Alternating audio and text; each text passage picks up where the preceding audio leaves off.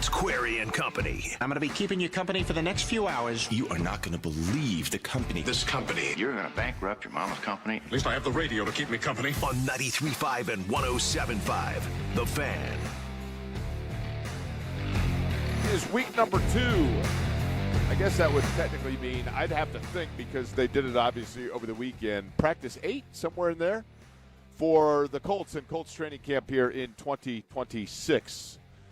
As you can hear the music going, that means a couple of things are in play here. Number one, yes, in fact, practice getting underway today. And number two, and most importantly, the pads are on. And so it is, you heard the guys saying it this morning, now is when it gets real, right? One of the guys that you think of when you think of hard hits, when you think of contact, when you think of bruising and et cetera, is that of Tyler Warren. Tyler Warren going to join us on the program after practice today. We'll find out exactly what is taking place, and there is plenty to get to over the course of today and the next couple of hours. Notably that in terms of some of the battles taking place or what we are watching here at Colts camp as this roster gets rounded out, set, and we find out some of the last position battles, although we are just getting into the preseason, so finding out who's going to get those reps and then where it goes from there. Fever over the weekend, we can get into that today as well, and we will. In terms of, it's very easy to think of it as a recency bias and look at it and say, okay, they're coming off a loss to Minnesota. They were up there. Their defense, and again, their defense is the one area that is an Achilles or a boogaboo for them. There is no question about that. We'll get to that over the course of today as well. In college athletics, Mike Nislett going to join us coming up in about 45 minutes, and there is a real interesting thing where Indiana's the one that might make the headlines on this, but it could have ramification throughout college basketball, college football in terms of a court ruling, I believe in Tennessee, that will now resonate throughout the NCAA and in discussion with eligibility. We will get into that over the course of today. Mike Chappell going to join us coming up in the noon hour. Also over the weekend, Eddie, did you have yourself a fabulous weekend, or did you have because it was like rainy and cloudy, it was more just like a hangout, lay low weekend? Which was it for Eddie Garrison? I had a great weekend, Jake. I had a great weekend. Would you care to elaborate on the events that led to that great weekend? I got to sleep. That is the main reason why it was a good weekend for me. I got to sleep. You know what? It was a good weekend for sleeping. There's no doubt about that. There's no question about the fact that, especially yesterday, just kind of that, but that changes again today because it's going to be, my understanding is the morning fog is going to burn off here and then things are going to get underway. Now, in terms of the sun and, I came in and when I arrived here at Colts camp, they, of course, said, look, we've got to go ahead and wand you. And so I opened up, the guy said, I got to check your bag.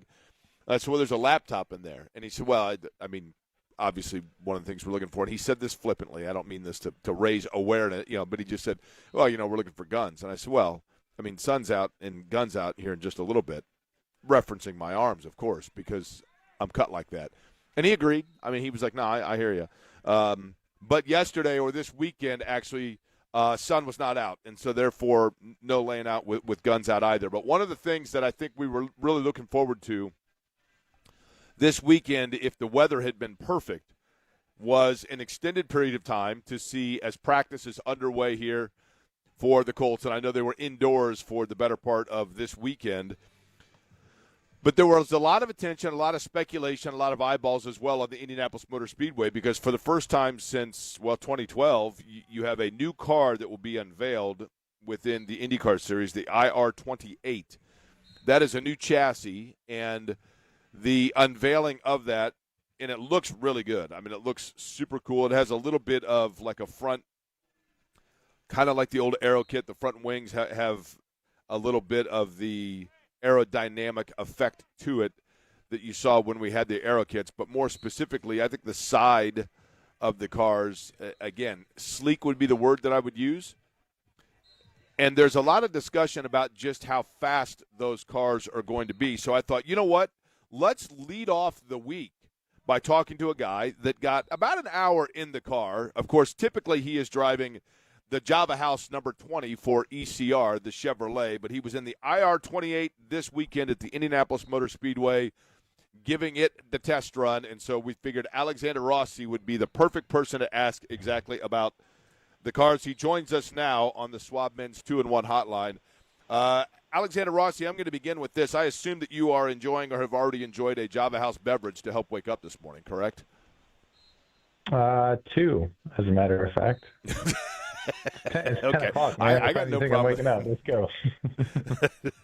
Okay, fair enough. I myself a fan of just the straight Colombian peel and pour. I'm not going to lie. I know you like more elaboration within your beverage. But let's get to elaboration with this, and that is the new car. You know, you got the opportunity to go out there for about an hour, I think. I don't know how much it was stunted by the weather itself, but what was your initial just thought to the car? We'll begin, and we'll take this in steps. First off, just when you visualized it, when you saw it, what was the first thing that jumped out as a driver when you looked at it, visually speaking, the new car, the IR28?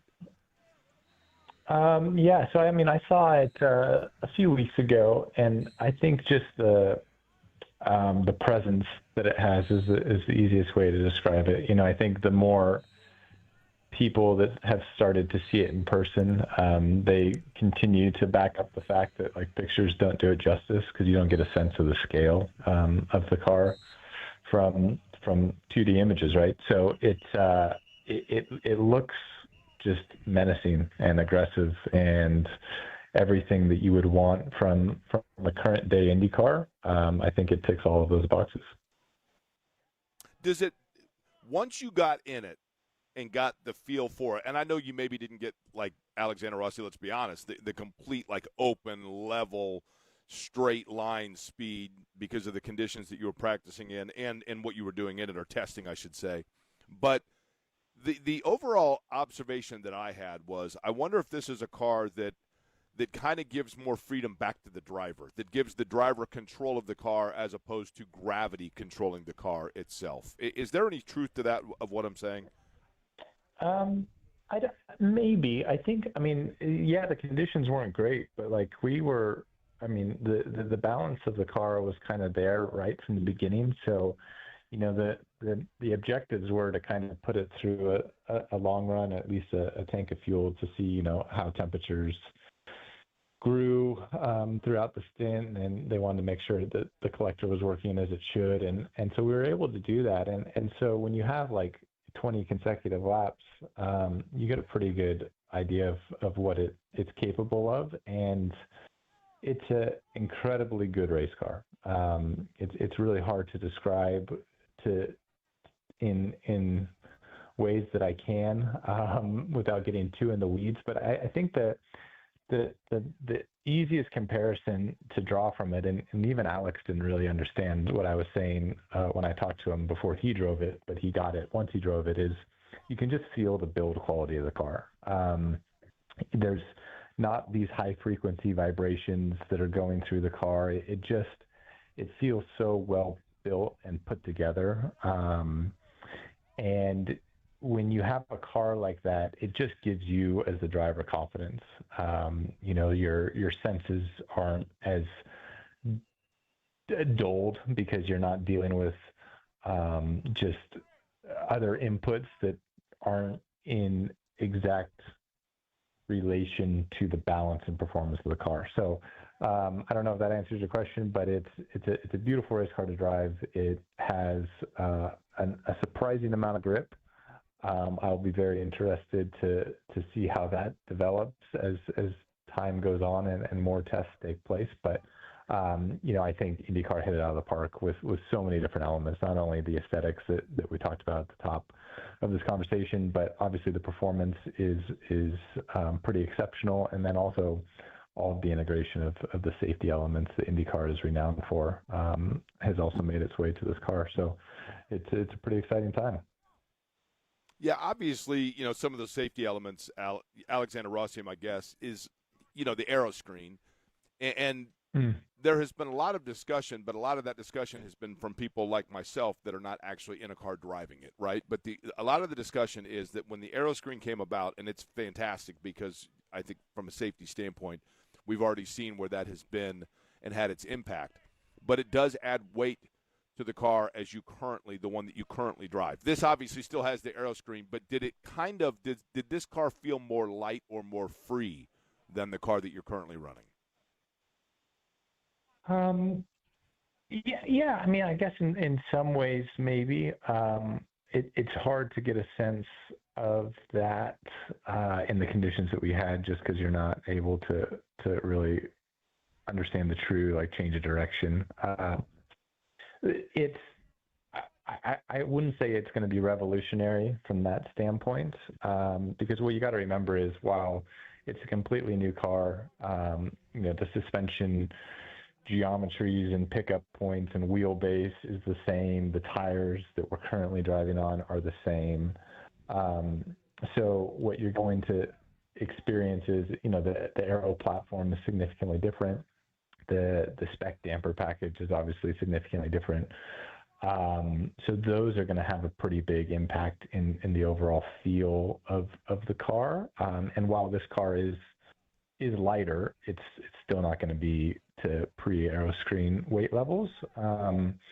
So I wouldn't say that any of the inherent characteristics of the current car are just going to disappear, but everything is just going to be more optimized. And because of that, when you're dealing with tenths of seconds, as we all know, around a racetrack, it'll make the driver experience that much better. Alex Palou had mentioned, and obviously, Alexander Rossi, you were out there running in it in a Chevrolet engine. And these are not the same engines that you'll be running in it once everything gets going, but you were in terms of the specification. But you were running it in the Chevrolet, Alex Palou in a Honda. Afterwards, Palou said that he feels this car is designed where we will see the escalation of speed. We will see new records, I believe, and I'm paraphrasing what he had to say. Would you concur with that sentiment? Yeah, for sure. I mean, this car will be faster. I can pretty much guarantee it on all road and street courses. We've yet to see what it obviously can do on an oval with a completely different aero package. But I know the intent of this car is to break track records, and Indy is not excluded from that. So very exciting to see what that will do in September. For you personally, was it kind of this is going to sound weird maybe, but was it kind of an honor to be the one that was picked, for your engine manufacturer to be the first one to go out there and test it and be the guy that is then giving the feedback of it and be trusted with that sort of an engineering feel and knowledge from inside the car? Yeah, I mean, it's for sure. This is something that, there's so many different elements that exist to being a successful race car driver, and being able to develop a car and understand what it's doing is part of that. And, I've been very fortunate across my career to drive a bunch of different types of cars, and I've been a part of new car launches before. And, but to be able to be someone that has a hand to play in the future of the sport that I've come to love so much and want to see succeed across all the different platforms and levels that I know it can succeed in, it is a big honor, and it's a big responsibility too. You want to make sure that you're leading the group in the right direction, and that you're making a car that not only is fast and safe and looks great, but also races really well, right? That's such an important part of the NTT IndyCar Series, and the product that we have is the incredible races and shows that we're able to put on for everyone watching. And, we can't lose sight of that as we're chasing track records and cars that look badass. You guys always have, all of you, have run in a number of different series and or cars before you get to the IndyCar Series, whether it be the ladder series, whether in your case, over in Europe in the Formula One series. So with the different cars that you have raced or been in, this one most reminded you of which? That's a good question. Man, it's got a lot of elements to a Formula One car, and I know that might make people angry or it might make people excited. I don't really know, but considering what Dallara and IndyCar was asked, what IndyCar asked Dallara to do, and the fact that Dallara has to think about this car from from a duty cycle standpoint. It's not going to be a new car every single year like you have in Formula One. They've got to make at least 50 of them to start for 2028, and then it's going to have a lifespan that is going to exist for a long period of time. So you have to have repeatability of components. I was blown away with how good the car was, and it felt like it's in the same family as a bespoke Formula One car, which is a huge testament to the effort that everyone has put into this IR28. Okay, remaining on the schedule here, we got Portland upcoming this weekend, and then I'm probably out of order here, but you got Portland, D.C., which is going to be a new circuit, obviously, Milwaukee, Laguna Seca. Am I missing one? Oh, and Canada, Toronto, which is also a new circuit. Yeah. The Toronto, just north of Toronto. So of those tracks, the one that you're most excited, or either because you have had success there, you like the track, or because you're most intrigued by it, the remaining part of the schedule that most excites Alexander Rossi? Man, it's hard to choose one, but I mean, I'd have to say DC for the obvious reasons. It's what an honor to be able to race an IndyCar in the perceived 1 year that this event is going to happen in our nation's capital. That's pretty awesome. So I think all of us are really looking forward to that. If DC wasn't to exist, I think ECR, our short oval package is phenomenal. Obviously, Christian's a defending winner of the race in Milwaukee, and it's a doubleheader. So a hugely important weekend from a points perspective, and one that we've had circled on our calendar that we think we can be ultra successful at. Currently, right now, sitting right in the middle, essentially 16th in points, but a lot of tracks remaining that could be to the liking to the car of Alexander Rossi and the driver himself, and on his way now for beverage number 3 from Java House. I like the fact that you consider 10 o'clock to be the middle of the day. I still consider it the morning, but I'm impressed that it's the middle of the day to you. Yeah, let's go, man. Appreciate it as always, Alexander. Alex Rossi. People say Alex as well. That's Alexander Rossi, ECR car number 20 from Java House. And interesting stuff. I think the car itself, the thing there that jumped out at me is the fact that the car has the feel of a Formula One car. And I think that's actually good news, because IndyCar is, it is making headways, no question about it. But with the demographic or the audience that I think a lot of people within IndyCar would like to tap into, I mean, Formula One does have undoubtedly huge interest levels. And there is certainly a younger and newer generation of fans in the U.S. that are intrigued and enamored by Formula One. So to have something that kind of entices into that, taps into that a little bit, I think is a good thing. And it is a cool-looking car. Now, there are a lot of changes that will be made to it in terms of what you are seeing right now versus what you will actually see when they're out there. It's a 24-liter V6 engine is what they ran in terms of this particular test within that car, but that engine will change. Those specifications will change by the time they're running it in 2028. But the IR28 is now available to be seen. Alexander Rossi, one of the first two, along with Alex Palou, to test run it.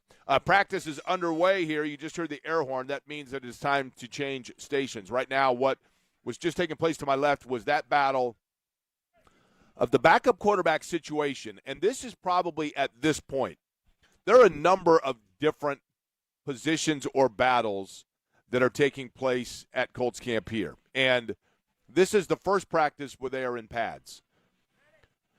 In no way, shape, or form, you almost don't want to mention it. You almost don't want to mention it. Because then if something happens, it's on me. But this has, and this is the good news, this has been a camp so far for the Colts where we have not seen attrition. We have not had to talk about what happens. This guy went down. Now who is going to step up? Whose opportunity is there? As it stands right now, aside from those that are coming off of injury, Alec Pierce notably, the situations that are there and the battles that are in camp, for the most part, are those that are for a backup position or a backup spot. And none of those has had more eyeball, more attention, more speculation on it than that of backup quarterback, obviously. And At the backup quarterback position, and there are a million ways that you can look at this. You can look at it and say, okay, this is an incredibly important battle because you have a quarterback in Daniel Jones that's coming off injury, and who is it going to be that they trust to carry that and, to keep their hands on the wheel if Daniel Jones has a 2-week period where he's out? Fine. But if it's a situation where Daniel Jones is going to miss extensive time, and I'm not saying that any of that's going to happen, but again, it wasn't raining when Noah built the ark, so you have to keep these things in mind. You have to consider these things, right? And it goes back to the old quote from Tom Moore. And I know this quote has been repeated by myself and others 10,000 times, but it does bear repeating. And that's when Peyton Manning was a young player for the Colts, and he was taking every snap.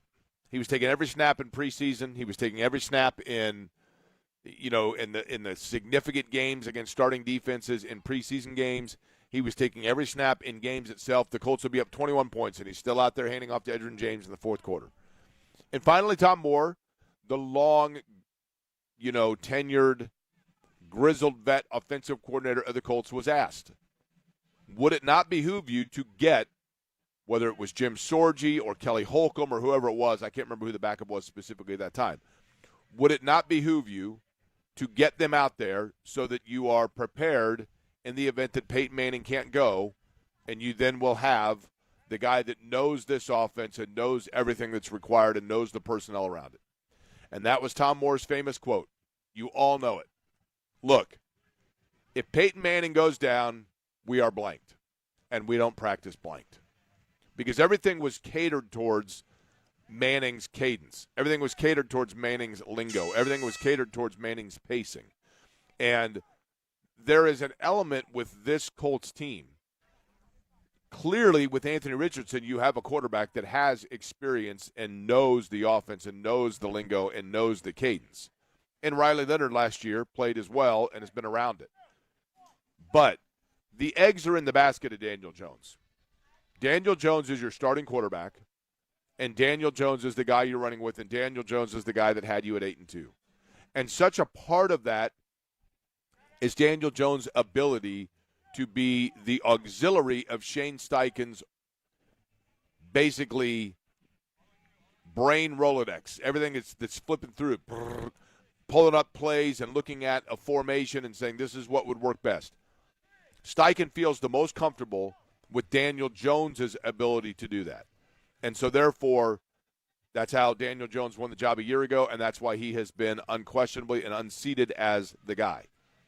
But what does happen then if there's, let's say, a 2-quarter to 2-game period of time where he's not able to go? Who is the guy?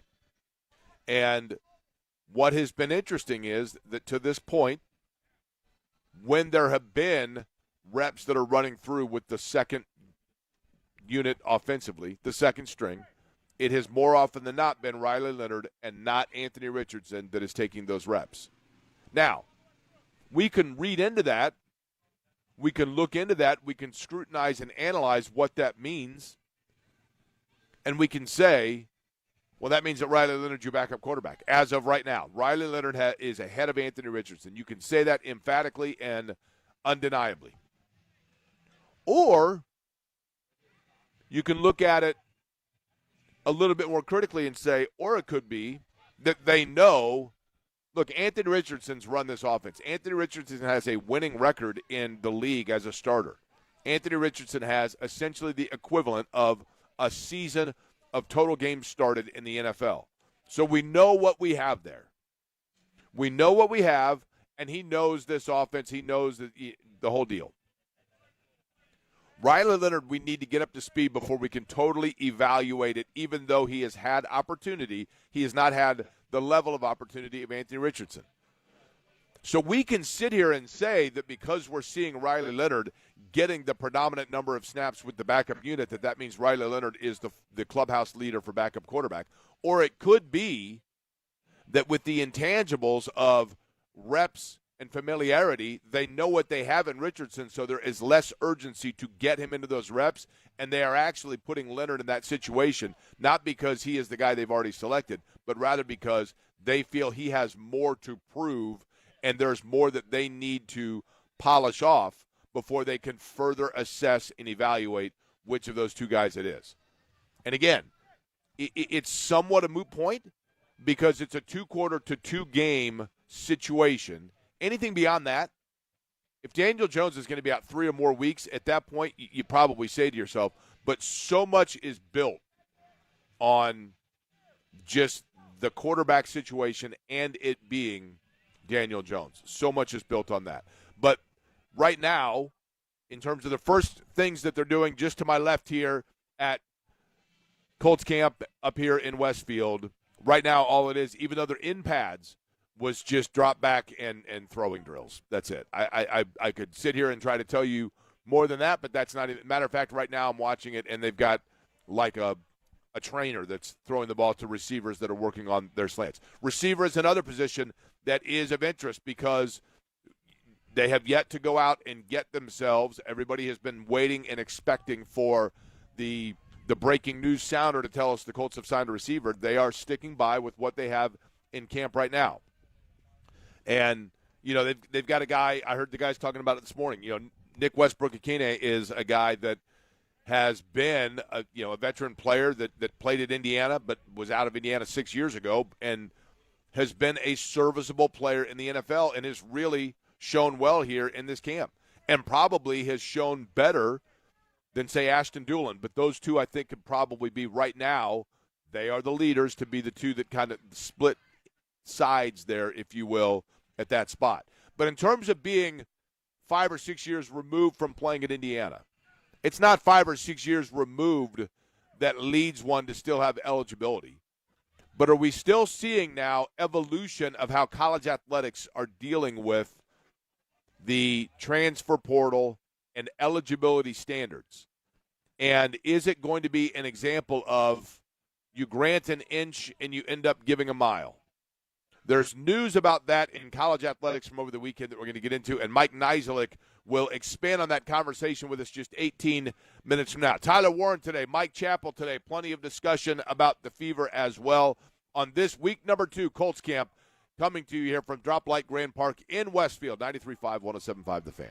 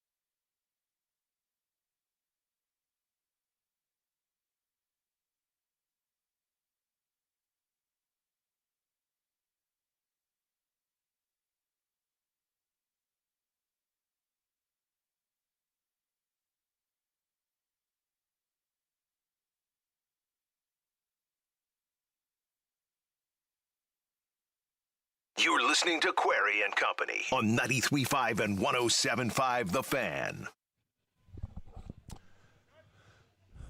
Back here at Droplight, got to throw in the Droplight, Colts camp in Westfield. I'm going to get into in a second the fact that, just college sports in general and this new injunction that you now have 5 years, as I understand it, and Casey Vallier is a much smarter guy than I. That's why he's the coordinator of radio. High praise, for the Jake, but I appreciate it. Now, you tell me if this is correct, okay? Okay. And I'm putting you on the spot with something that's not even in your wheelhouse, and you are like nose to the grind with Colts camp, so there's no way that you would even know. Here we go. My understanding is, back in my day, in the olden days, okay, when you were given a college scholarship, and Eddie, you can weigh in here if I'm reading this incorrectly. It used to be that when you got a 4-year scholarship in the NCAA, you had 5 years to complete your 4 years of eligibility. Okay? Correct. So, in other words, if you had a redshirt year, you were hurt, whatever it may be, then you were still given, you got an extra year of scholarship. It is my understanding now that even if you complete your 4 years of eligibility, if you still have another year to play within that 5, you can go ahead and play 5 years. Yeah. So you can play all 5 years as opposed to you have 5 years to complete 4. You now have 5 years to play 5 if you so choose, right? Yeah. Do you get a 6 then? Well, you get 6 years to do 5. See, it starts to open the floodgates, right? Yeah, right. And so Sam Alexis at Indiana is one of those that he has the.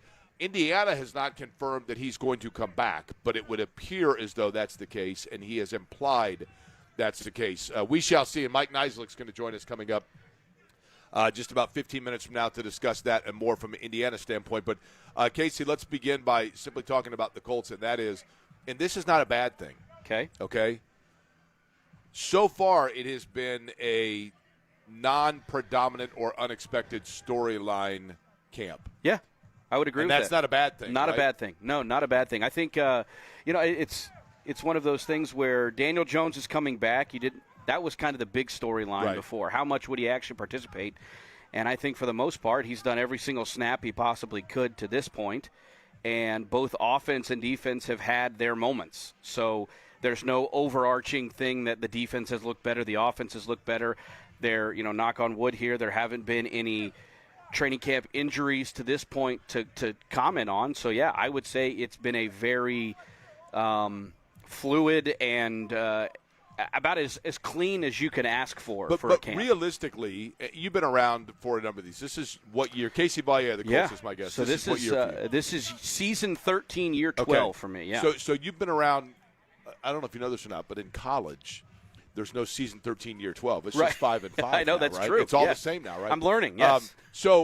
But you've been around a lot of these, and realistically, the tenacity of the practices, at least on the field in the first week, it is different than it used to be. Yes. So have we yet seen anything that is truly – in other words, we are at, in your opinion, from your experience, we are at what percentage of – full rev limiter for these camps? I think up till today you were probably at that 50 to 70 range. Okay. I think you're kind of ramping up. I mean, today is the first day that the team has pads on, so this is the first day you're going to hear that crack. You're going to start seeing a little bit more hitting. So I think today it's probably Will they do more full contact, though? Yeah, I mean, to an extent. I mean, there's no fully bringing guys to the ground tackling, but you'll see this is where you really see the defense and the offensive lines clash. So this is where, I mean, a lot of guys, they say the camp doesn't really start until the pads come on. So the first day of pads, because of the collective bargaining agreement that the NFL and the NFLPA have, you have a ramp-up period of camp before you can go into full pads. So the Colts are taking advantage of today being the earliest they're able to do it. And we actually saw right after they did their warm-ups, typically they go into individual, and Shane called a big meeting and had them do a little red zone set to get them ready. I mean, we saw some hitting already earlier. So I think now you're starting to really see it ramp up. You're at that, 90 gearing up to 100. I'm interested to see what the team looks like next week when they have that joint practice, because that's when it's full go. So next week when they have the joint practice against New England on Tuesday, that'll be about as 100%. That's probably the biggest you'll see. By the way, did you watch Ted Lasso? I did. The new one starts Wednesday. Yes. There's a fella working here for one of the TV stations that looks like Ted Lasso. Okay. Have you seen that guy? I haven't. I'm going to have to look him at. Let me ask you, is it offensive if I say to a guy when he walks past that he looks like Ted Lasso? I don't think that's offensive at all. I take it as a compliment if I looked like him. That's not me, right? It's not you. It's not me. It's a Okay. fellow with a mustache. Okay. It's just the mustache. Yeah, I get That's it. all it really is the mustache. But he looks like. I think it's Channel 8's camera guy. I think that's who you're talking Yeah, about. yeah. So you know who I'm talking I know about, who you're right? talking about, and I see it now with the mustache. Yeah. That's a good call. That's a good. If I call him over here, is it? That's not offensive. I don't think it's offensive at all. I wouldn't want to look like Coach Beard. I wouldn't say like you look like Coach Beard, but I don't think Jason Sudeikis is a nice looking guy. Yeah, right? yeah. I mean, and he's got a nice little record. I mean, Olivia Wilde. Hey, But is that still? No, it's over. It's done. But that's what I thought. mean, it's still. I mean, it's a good rear view mirror to look at. You know. Olivia Wilde, by the way, is now kind of Olivia Dunn, right? In terms of for him, right? Yeah, Olivia. Is that how that works out? Well played. Well played. Paul Skeens, a lot of people feel that he's regressing here because Thanks, Eddie. Olivia That was Dunn. Now, you know this, right? Paul Skeens for the Pirates. Yep. Regressing a little bit. A lot of people think it's because Olivia Dunn is actually Olivia Wilde, right? And so that's got him off his game a little bit, as I understand it. Wow. Okay. I mean, this is a very good play on words here, Jake. Well done. This is what I do, right? Yeah. Okay, so practice here. I mean, it's hard to believe this. We're literally almost halfway done for the day, Yes. right? Yes, we are. So the pads are on, but they will not be doing like. When will we actually see, or when is it expected to see, that point in camp? And it happens every year. Casey Vallier, the Colts, with me. It happens every year that you get a fight that breaks out and tempers are flaring, and those things do happen. But that usually comes from guys getting tired of seeing each other, right. etc. The level of intensity for camp that begins approximately when? Yeah, I mean, you would think it's right now, honestly, because you've had a week or so of just going through the motions. You can't do everything now. You do see at times when the third team guys. I don't know if you know this they'll or not, come but, out here but and on they'll this tackle. show, we're in year 3 of me going through the motions. Yeah. Just so you know. Man, I feel sorry for you, Eddie. Sorry, bud. So you said. So anyway, Yeah, as you were. I would say that you do get a little bit of tackling with the threes. So when that third team gets their minimal reps, a lot of times you do want to see them heighten up that intensity a little bit more. But, the fights, knock on wood, we haven't had very many of those of late. But those typically start to stew once the pads come on. And now the guys who were a little bit tough without the pads, and now all of a sudden somebody else is hitting them, tempers flare a little bit. Is there any way at this point, is it irresponsible at this point to try to determine where a guy is slotting on the depth chart based on which unit he's been working with in week 1? That's good, because this is where it really starts to add up, because there are a handful of camp battles, as we know. We knew that backup running back was going to be one we're watching. Who's going to be that wide receiver 3. This is where you can really start to take measure on where they are in practice.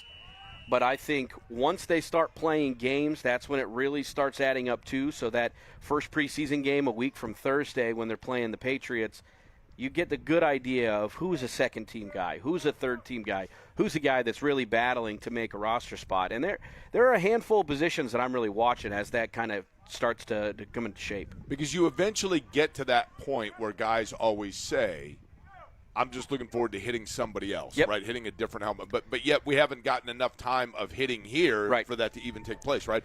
The joint practices with the Patriots begin when? Because that's obviously preseason game number 1. Yeah, so they'll have one joint practice next Tuesday in New England. So the team will have a travel day Monday, practice Tuesday, day off Wednesday, as they'll do a walkthrough and all the game prep for the game on Thursday. So just one joint practice with New England, but then in 2 weeks they'll have the Falcons here for 2 joint practices. Is this also for you, and I mean this sincerely, Casey Vallier is my guest, the coordinator for radios. For radios. I did a lot of that earlier. You missed it. I saw. Did you hear it?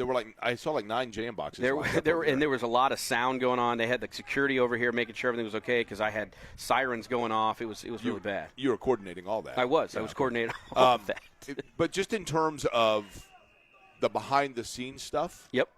And the support staff of the Colts in general, is camp also kind of that process for you? Yes. I mean, in terms of this is where you kind of get your walkthroughs on getting everything ready? 100%. I mean, that's the preseason to fans is exactly what everybody envisions it to be. But for us, especially me, this is my opportunity to really learn the roster, because it does change every year. There are a lot of same pieces here and there, but it's also the first time, for me, I don't have a daily radio show, so it's going to be the first time I'm going to crack open a mic and actually talk about this team in long form coming up a week from Thursday. So some of those things, those are really important for me. I just saw Anthony Richardson throw a pass that was dropped, and my initial instinct is to immediately post out that Anthony Richardson threw a pass that was dropped, and that means that he's not any good. That's a dangerous thing. Seems right? like how it goes, doesn't it? Yeah. I mean, honestly, and it's like you just can't. I think you got to let some things play out. Yep. If that makes sense, right? All right, Casey, we'll let you get back to coordinating radios. Okay, I appreciate it, Jake. Come by later, yeah, too? by all means. I'll come. You have any radios over here? I'm sitting here. I do. I'm going to bring over. I've got it. Believe you me, if you can coordinate this laptop and figure out how to get it going, that'd be that's fabulous. above my pay grade. I'm not IT yet. My phone as well. If you can figure this out, I've got the new update. My battery's drained after an hour, so if you can figure that out, that'd be great. All right. All right. We got back into it in terms of the college, and 5 years for 5 years of playing, 5 years of eligibility. Casey mentioned it. Could that mean a sixth? Mike Nizilik from the Bloomington Herald-Times is going to join us to help break this down. And is Indiana one of those that's going to cash in with a familiar name on the roster for yet another year that was unexpected? We'll get into that conversation when we return here at Drop Light Grand Park in Westfield. Colts Camp, week number 2, 93.5, 107.5 The Fan.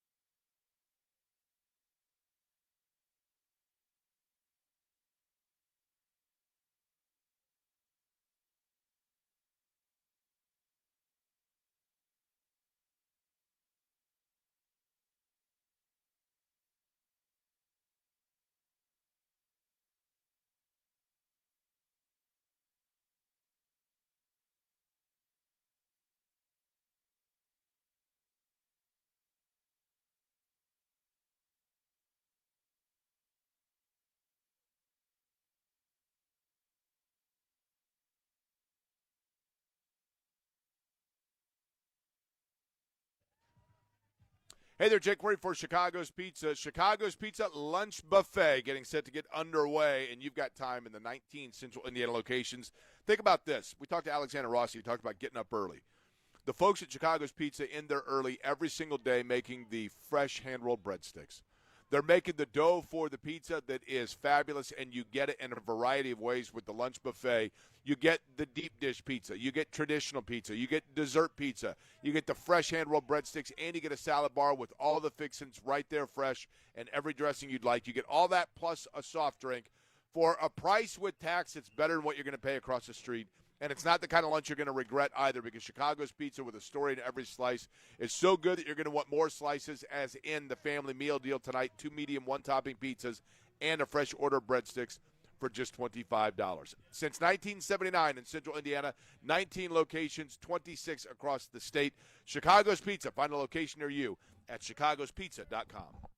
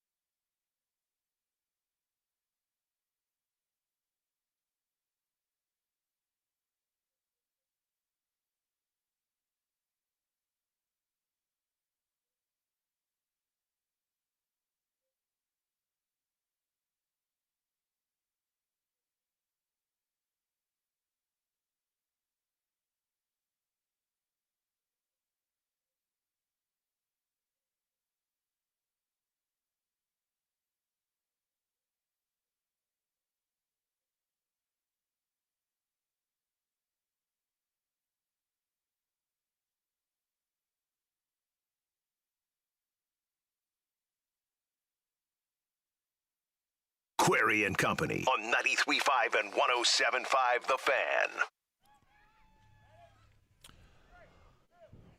Mike Niziolek is a friend of the program, of course. He is the Indiana Athletics beat writer. Got a book coming out, I believe, September 22nd. We will get to that in just a second, but he joins us now on the Swab Men's 2-1 hotline, and Mike from the Bloomington Herald-Times. Mike Niziolek, let's begin with this as somebody that's covering college sports. Traditionally speaking, if you go back to the old-fashioned way, when a player would sign a college scholarship, so you get a kid from, Central High School, and he signs a 4-year scholarship to State U, and everyone knew that meant that he had 5 years to complete his degree and or his eligibility. And if injuries or other things took place, he could get a red shirt, he could still come back. And he had that 5th year where he could be a student and the scholarship was covered, and that was that. But he only had eligibility to participate, he or she, to participate in sports for 4 seasons. Yesterday, or over the weekend, I should say, there was a court ruling regarding this, and it appears as though it could bring back players that, even though they have graduated or seemingly are out of eligibility, now can still play for their local school where they began, or even more so elsewhere. So, with that baseline, Mike Niziolek, tell me what exactly the ruling was that took place over the weekend, I believe at a court in Tennessee, and what it means now for college sports moving forward. Well, to complicate things, there was actually like a series of rulings, and they're all very different. So like the Tennessee one, Sam Alexis is the one you're referring to. Sam Alexis was part of a case signed on by a group of athletes, I think a couple dozen essentially, that they were granted eligibility to be grandfathered into this new rule. The NCAA has sort of changed, as you said, kind of used to be, play 4 in 5 years with the option to redshirt. Now they're just doing play 5 in 5 years, but it's like an age-based system. You have to, I think, be before the age of 20 before you kind of get that now. But the players from the class of 2022 were not part of that. So if you ran out of eligibility last year in the calendar year of 25-26, you weren't part of that. Players like Sam Alexis are now seeking to sort of gain access to that rule, to be part of that. And so he won his case. There was a separate case in Colorado that was sort of class-wide for the whole class of 22 that sort of opened the door for them all sort of being able to come back. And that's since been a little tailored, narrowed, essentially, because the first ruling was like, well, it doesn't matter that they'll have access to the transfer portal. There won't be roster limits or things like that. But they've sort of walked back that. It's obviously chaos. The NCAA is going to appeal most of these rulings, I believe, or at least try to. And so it's just part of kind of and then obviously on top of that now, the Big Ten and SEC sort of signing on to this legislation in Congress, which would preempt a lot of this, which was kind of the point, because they are trying to claw back the ability to sort of police eligibility because of all these court cases, that if somebody just doesn't feel like they've been wrong, then they go to court. The NCAA is having a struggle to sort of keep the lid on the box here. So in other words, Mike, a player at one school, okay, can say, you know what, I just heard that there was a ruling of a guy 17 states over, and that seems to apply to what would be my case as well. So I'm going to use that ruling as precedent to state my case to my school. And until you get a uniform ruling across the board from the very top that is the one that is then impermeable in terms of flaw, then there's always going to be somewhere where one side or the other can latch on to whether or not they should or should not be eligible to play for a team. I mean, is that a fair generic synopsis of what we're looking at here in terms of that chaos? It's why the NCAA is pushing for that antitrust exemption, so they can't face litigation, and that will be probably challenged in courts even as well. But they're looking to sort of avoid this process where, like you said, if there's any gray area for a player's eligibility, then they can just try to seek through legal process and find a lawyer, sue, to try to, challenge these rules. I mean, you saw it last year, obviously, with JUCO players. Lewis Moore was part of that. But some of these things happen as the NCAA is shooting itself in the foot, like the ruling last year with the JUCO stuff was very sort of unfair and sort of arbitrary how they walked it back. The 5 for 5, not grandfathering in certain players for certain classes. I mean, like, look, I get it. It's, you got to draw the bright line somewhere, but it just left the door open for these lawsuits. And so now, right now, what we know how it impacts Indiana basketball, football is Sam Alexis is obviously going to try to come back pending any further legal challenges. Mike, how much of this is rooted in the fact, Mike Nizilik is my guest, he's on the Swab Men's 2-1 hotline. How much of this is rooted in the NCAA and sports in general, schools in general, having to make adjustments because of the weird COVID year and people losing a season because of that and things being canceled, and then trying to make good on that and giving people opportunity, and that then opened the door of precedent of how do you walk back what were the exceptions that were made during that time. Is that the genesis of this chaos? I don't know. I mean, I think it's more so the change in the landscape, obviously paying players, right? So there's more of a financial incentive to get as many years as you can in college, right? Especially if you're at that level, like you can make money, maybe a lot more money than you would going into professional business outside of, like, if your career's over or you can't make the highest echelons of, like, professional sports, there's a real incentive to try to get extra eligibility. I think maybe part of it is that his players saw, maybe it softened the attitude up for players. Like they saw these COVID kids get 6-7 years in college and said, well, why not me? I mean, it's probably all tied to it in terms of, like, that sort of that mindset. But I think it's more the idea, like, look, now there are real financial stakes involved for these players. Like, when you weren't getting paid, why would you want to come back for an 8th year and do it for nothing, right? I mean, if you've already graduated and done that, now, I mean, you could make a good buck and sort of avoid sort of having to, I don't know, leave the sport if you can't reach the NBA or the NFL. Sam Alexis has implied that this means he will be able to play for a 5th year and play it at Indiana. Do we know that Indiana definitively has said, please come back, we'd love to have you? Well, I think Darren DeVries has certainly opened the door, obviously, by bringing him to, having him go to Puerto Rico, Peru, having him play in Peru with the team, obviously, and then B, saying, like, we kept an open roster spot intentionally to sort of leave our options open. So I think you can kind of read between the lines.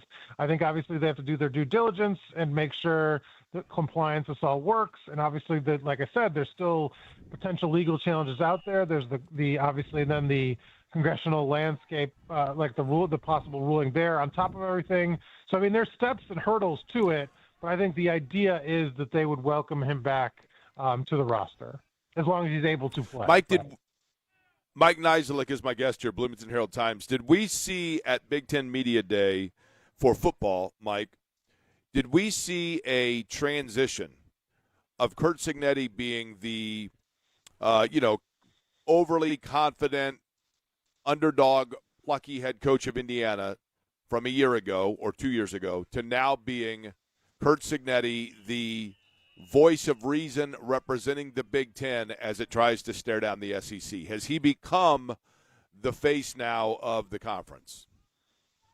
Well, I think he took shots at the SEC last year before he sort of had the maybe necessarily the pulpit, but like I certainly think that when you win a national title like they did and go undefeated and his track record now 2 years in Indiana, that he certainly has. I think his voice carries a lot more weight.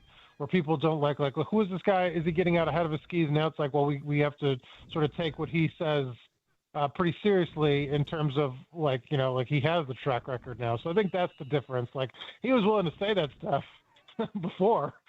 Now I just think people take notice more and say, like, this is obviously the face of the conference. That's it. I mean, it's the fact that when he said it before, I think there were schools within the conference that were like, who's this dude? And now he says it, and there are teams within the conference, and obviously they know who he is now, right? But now he says it, and people are like, heck yeah. You know what I mean? They're from the conference standpoint, they're behind him as opposed to like almost eye-rolling him, if that makes sense. Speaking of Curt Cignetti, when does the book release, Mike? When does the book that you did with Zach come out? Yeah, pre-orders available now anywhere you order books, Amazon, etc., Walmart, Target, anywhere you go, local bookstores, independents. Released September 22nd in stores. Mike Nizilik, Bloomington Herald-Times, and the book coming out with Kurt Signetti as well, upcoming here in the next month. Mike, appreciate the time as always. Anytime, Jake. Appreciate you having me on. All right. Mike Nizilik joining us on the program. We come back. Tyler Warren is set to join us coming up in about 20 minutes or so, maybe a little over that, depending on what time they get done here. Pads are on, and we'll get you up to speed on what has taken place here so far today. These practices just kind of blitz by, to be honest with you, and where things stand and a couple of key battles for the Colts in this camp. So we'll get back into heavy to talk about Colts camp here as week number 2 gets underway in Westfield. It's 93.5, 107.5 The Fan.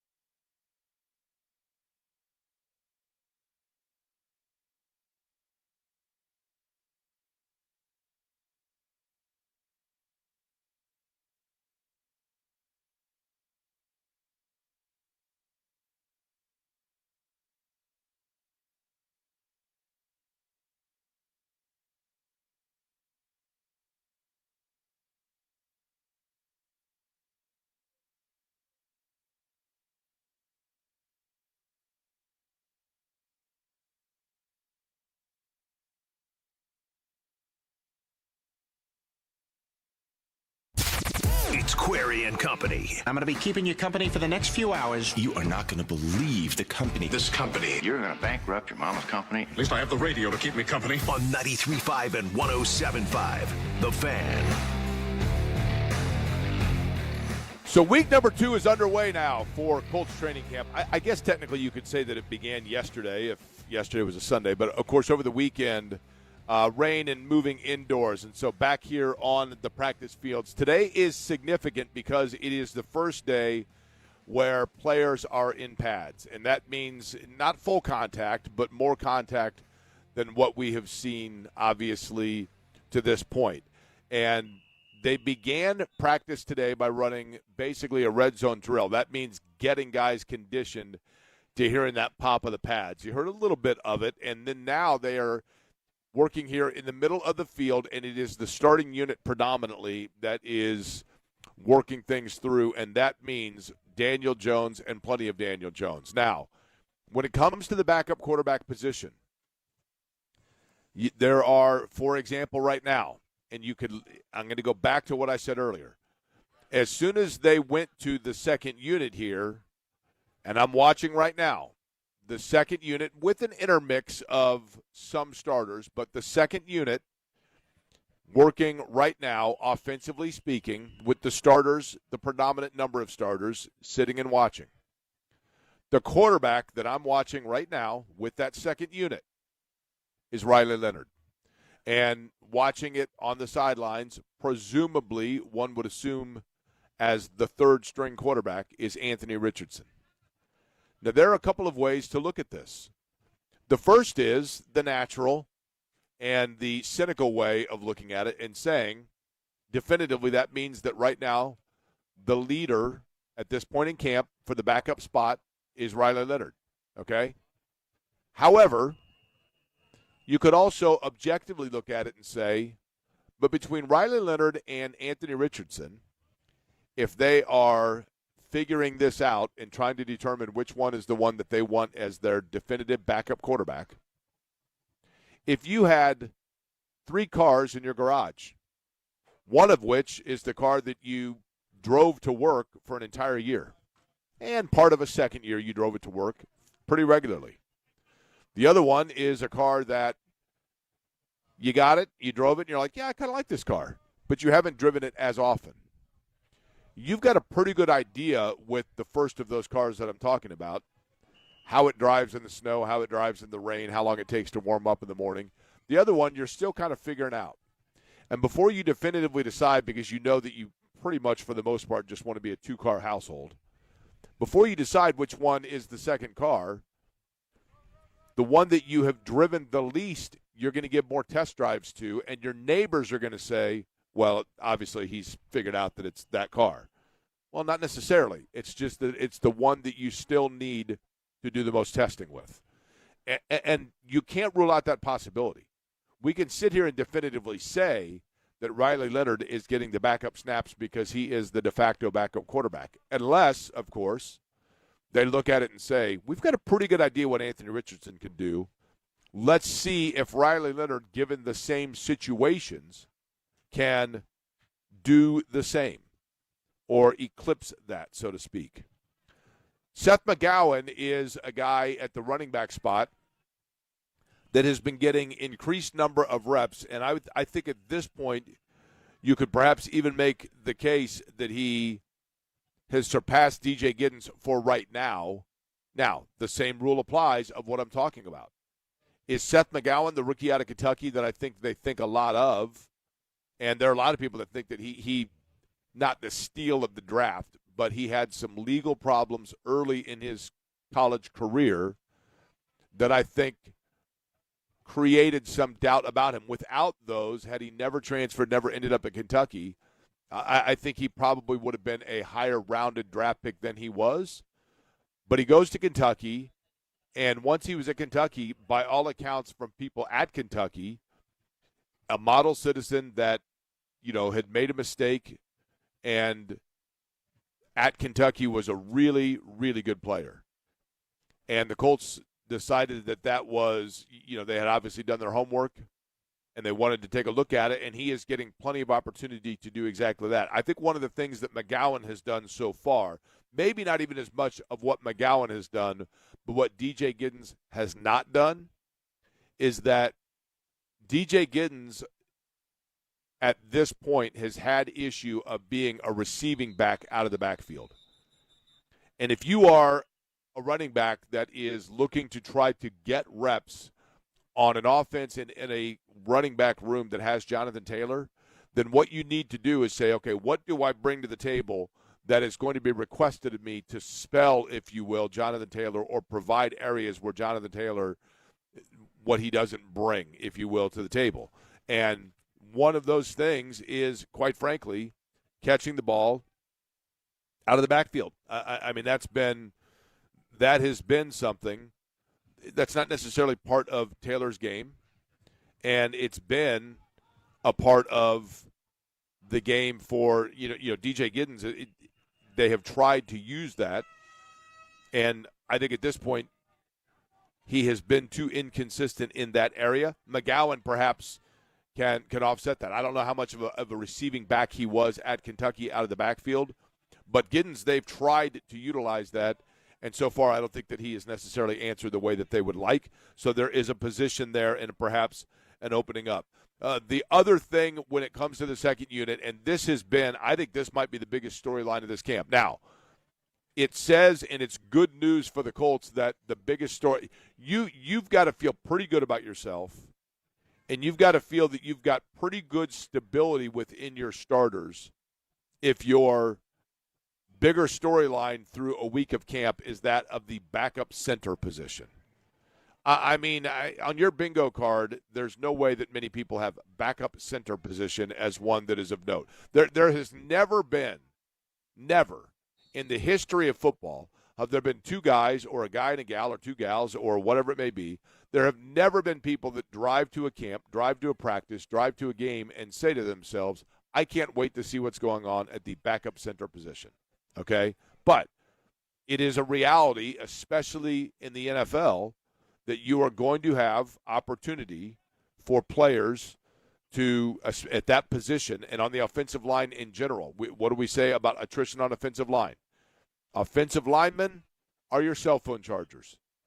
They break and you lose them, and you can never have too many. And in terms of the backup center, and to an extent, this falls under the category not necessarily of long snapper, but in today's NFL, when you're running out of shotgun a lot, that is absolutely part of the job description. And Dalton Tucker and Jimmy Morrissey both of them have had issue snapping into the shotgun. And that is critically important because you've got to find stability there and make sure there are going to be maybe not even games, but there are going to be drives, spot moments, whatever it may be, where Bortolini is banged up, he comes out, you've got to find somebody to get in there. And how often do you see it? I mean, how often do you see it, in particular at the college level, but also at the NFL level, where you don't even necessarily recognize or know that there has been a change at the center position, and then all of a sudden there's an errant over-the-head long snap, there's a fumble at the, those things. That has been, so far, a real bugaboo, and neither of those two guys has been able to step forward with more stability than the other and grab hold of that spot. And a backup center is one of those positions that you don't know that it's a position that you need till all of a sudden you need it, and if you need it and you don't have it, you're in a world of hurt. And right now, that may be where they are. Long snapper is a specialty thing. This is not a long snapper position, but it is a position of certainly spot need. And I think it's one that thus far in this camp, it has not been answered for them. Safety is the other one. I mean, Cam Bynum, you've got some depth there, right? I think at the optimism, you would say that it's a position of great depth. Cam Bynum, and then you have Hulsey and Hunter Wohler. Hunter Wohler, they were really high on a year ago. A.J. Hulsey is a guy that has shown great athleticism for certain, but we don't know just yet until they get into full contact and stuff like that, the total range of which of those guys can separate themselves. But right now, each position battle within this roster is primarily that for a backup spot. I mean, there are very few positions. Receiver would be one where there is still a starting spot to be had. But you're talking about, again, that Alec Pierce is one of your receivers. That Josh Downs is one of your receivers. And Michael Pittman Jr. was a big target, but he was not a guy that necessarily was getting you big chunk plays. So there are a couple of players in that position. I don't know that anybody really has jumped out to separate themselves at this point. The incumbent would be Ashton Doolin to an extent, just because he's been on the roster for a long time. But Nick Westbrook out of Indiana is a guy that has been in the league and he's had big games against the Colts for that matter, and he's had a good camp so far. He has had a good camp. Laquan Treadwell, on the other hand, not a bad camp, but just kind of been there. but nothing specifically jumps out where you go, holy cow, here is the absolute story of things. I mean, if I wanted to, I could make issue of the fact that I just looked over and I saw a guy having to dive like 9 feet out of bounds for a ball that sailed about 15 feet above and to the wide of where it was supposed to be, and the guy that threw it was Daniel Jones. A year ago, there would have been 1,000 tweets instantly about that with Daniel Jones. Daniel Jones just in today's day, you go, okay, well, we know, barring a health issue, he is your starter. Eddie Garrison over the weekend was working the Fever game as well. That includes yesterday their game against the Minnesota Lynx as the Fever for the 7th straight game, I believe, 100 points or more. But this time, I thought Eddie yesterday, and you tell me, and you hear the horn there, meaning that Colts camp may be wrapping up here. Tyler Warren going to join us in just a couple of minutes once they are done. But let's get into the Fever before that. Eddie, I thought what we saw yesterday in an 8-point loss in Minnesota, and the Fever at 19-11, they have still won 7 of their last 9, but that snaps a win streak for them. Kelsey Mitchell was outstanding with 37, Caitlin Clark with 19 and 10. But defensively, their lapse in the first quarter, giving up 36 points in the first quarter, I think set the tone for Minnesota. This is a team in the Fever that is going to be able to set pace offensively and outscore people, but you have to have tendencies and moments of defensive strength, and yesterday an example of where that is still, I think, a boogaboo for them. Yeah, I also think this, too, Jake, it was their third different city in, like a 4-day stretch, because they played at Seattle Tuesday, at Portland on Friday, Sunday in Minnesota. Not to mention you had 3 of your starters playing in the All-Star game in Chicago on Saturday. So your 3 key players have been in, 4 different cities within a 8-day stretch. And they just did not look sharp in that second quarter. They looked great in the first quarter offensively, but they didn't seem to look too great in the second and third quarter. Started to make ground in the fourth quarter, but I think they just ran out of steam there. And I think Minnesota, Jake, and you can weigh in on this, that might be the only team in the Lynx that have 2 guards that can play at or near the same level of Caitlin Clark and Kelsey Mitchell, between Olivia Miles, who was absolutely terrific yesterday, 28 points on 11 of 14 shooting, and then Courtney Williams. Those 2 are probably the second best guard tandem in the league. And when you've got 2 guards that can go up and match the Fever like that, it's going to be a little bit challenging, because Nafisa Collier is still a really good player, a reigning MVP, champ, and she's a role player now for this Minnesota Lynx team. Oh, by the way, they have a great shooter in Kayla McBride, and Natasha Howard is a savvy veteran. Like, this Minnesota Lynx team proving yesterday why they're 25-6, but I think there are a lot more positives to take away from that game than negatives for the Fever, just because of the fact that they went on the road. It was the final game of a road trip. They were able to hang in there. They had a shot late to take the lead, and they just came up short at the end of the day. Now they get 3 days off, and Vegas comes to town on Thursday. I thought they showed pretty good resolve, right? I mean, and notably in the fourth quarter, they were down double digits and they came back. Now, obviously, they didn't come all the way back, Eddie, but I did think that in years past where we have seen teams that maybe at that point just kind of cruise, in other words, pack it in, I didn't think they did that. I thought they showed resolve yesterday, and I do think that you still have to be the beginning of the year in terms of figuring themselves out, and I think Stephanie White was working so much concerted to try to get them to buy in defensively, and then their offense matured faster than their defense. And so they relied on that. And now the last growing pain, if you will, is getting that defense out of the awkward headgear-wearing acne stage. And if they can have some semblance of maturity about it, then I think you have to feel pretty good about them in the postseason, right? I would agree. Minnesota Jake. is kind of the standard there. Yeah, but with the way they want to play offensively, it's hard for them to be a defensive team that's going to hold opponents to 82, 83 points, because they're wanting to play so fast on the offensive side of the floor. They're wanting to get the ball across. Play very similar like to the Pacers when Tyrese Halliburton was first acquired. Play really quick, get the ball up the court, try to get a shot off within the first, 15 seconds of the shot clock so it doesn't seem like the offense is stalling. Keep the ball moving, everyone moving without the basketball. And when you play that style of basketball, Jake, it's going to lead to these high-scoring games. It's just being able to find ways to go on a 12-2, an 8-2, a 10-4, those small little runs like that to just add it up over the course of a 40-minute game. By the way, Eddie, when is the and this is the first time in like 12 years that I've paid attention to this, admittedly, but I know that you're locked in on it. When exactly is the MLB trade deadline? 6 p.m. today. I don't know if you saw it, Jake, but your Toronto Blue Jays made a trade today. Well, I know. Okay, did they tell me this? With what team did they make a trade? With? Yes. The Halos. Okay, and so who did they trade? They acquired Jose Soriano, a starting pitcher. And what did they give up? 2 prospects, I believe.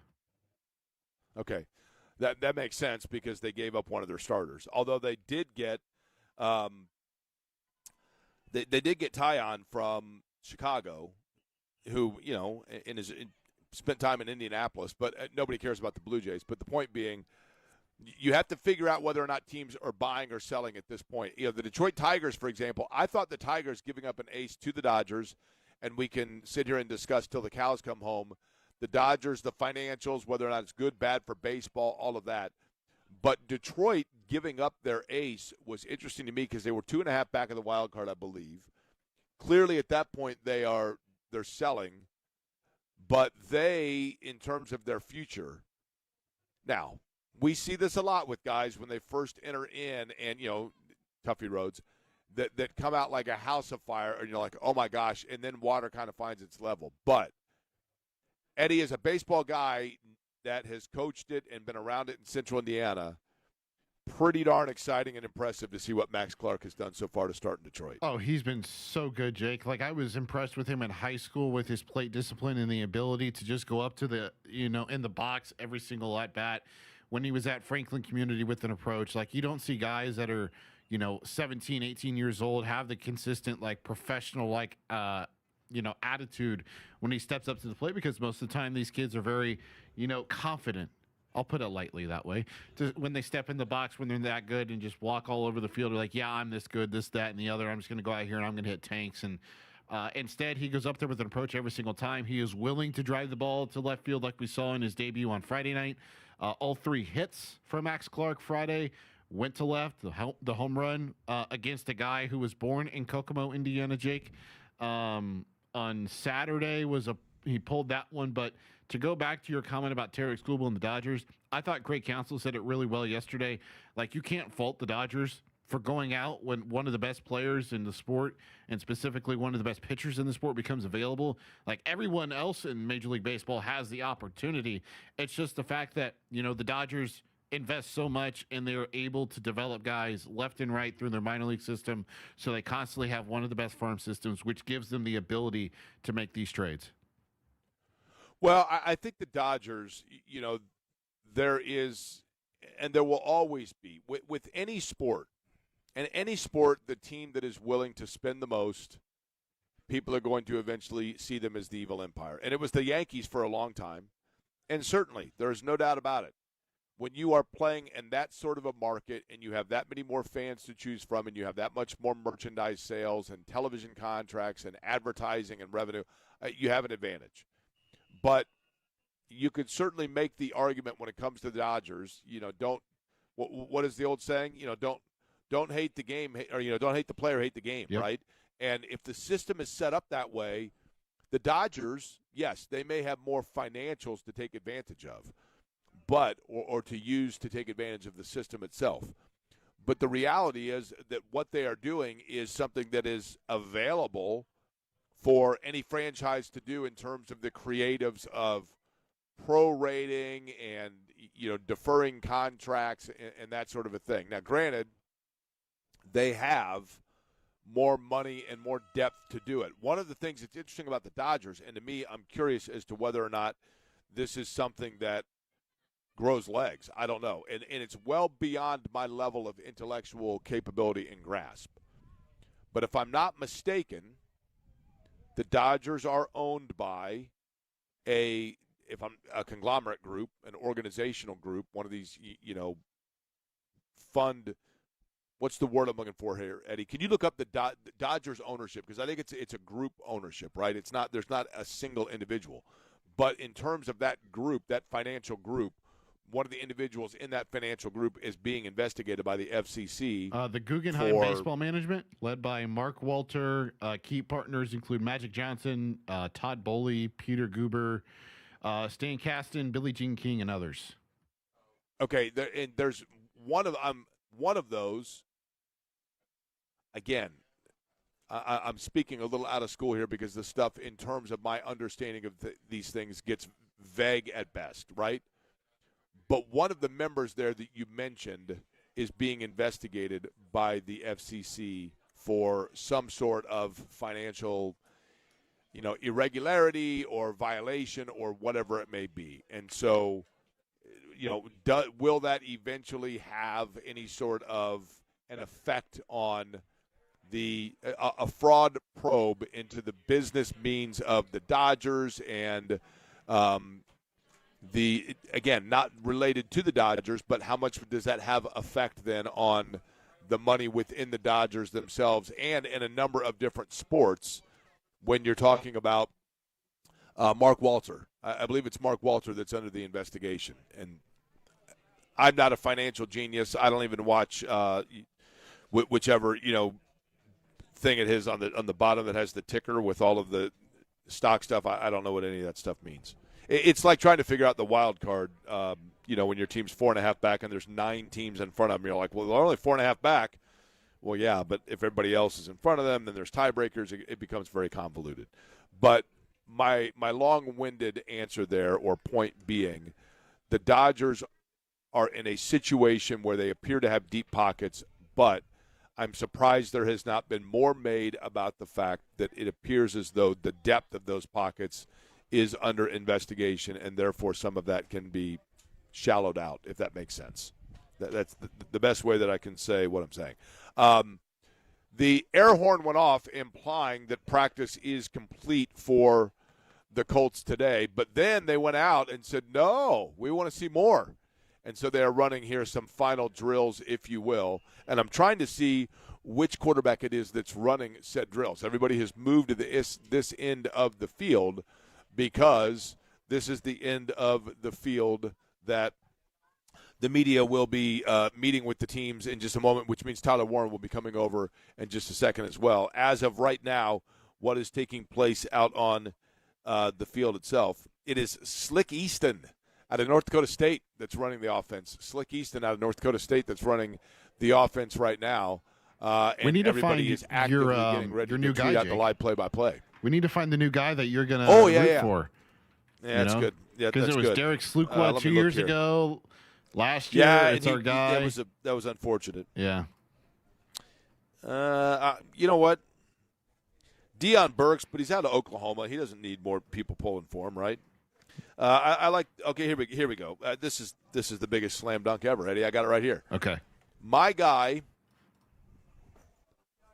Now I'm going to allow you to pronounce the last name for me. Veresuk. Veresuk, right? Are we going with Veresuk? What? V-E-R... Devin Veresuk. Veresuk. We can't. It can't be Suck. It can't be Veresuk. It's Veresuk, right? He's a linebacker out of Windsor, Ontario, and he played collegiately at Windsor. Now, I love that for a number of reasons. Number one, I love Windsor. Ketchup, potato chips, roots, the new Molson beer that I brought back for J&V. I love Windsor. But I also love Windsor jewelry right on Monument Circle. It's been there for over 100 years. It's right on the circle. I've got the very first watch I ever bought for myself was a Windsor watch. So I'm going there. Now, he is number 48, Derek Veresuk, the linebacker. I think he's still on the roster, isn't he? He hasn't been waived yet. Do we know, Eddie? I don't think so. Should I figure out now who's your guy? Are you picking one? I need to see the roster before I can make my declaration. I don't have a copy of it like you do. Well, I don't know if you know this or not, but there was this Al Gore invented this thing called the internet. and you can look up anything you'd like, right? We come back. Looks like practice has wrapped up, and Tyler Warren, the tight end for the Colts, set to join us. We'll do so here shortly, and we'll find out exactly how things are going here as Week 2 gets underway for Colts camp. We're at Drop Light Grand Park up in Westfield. You're listening to 93.5 and 107.5 The Fan.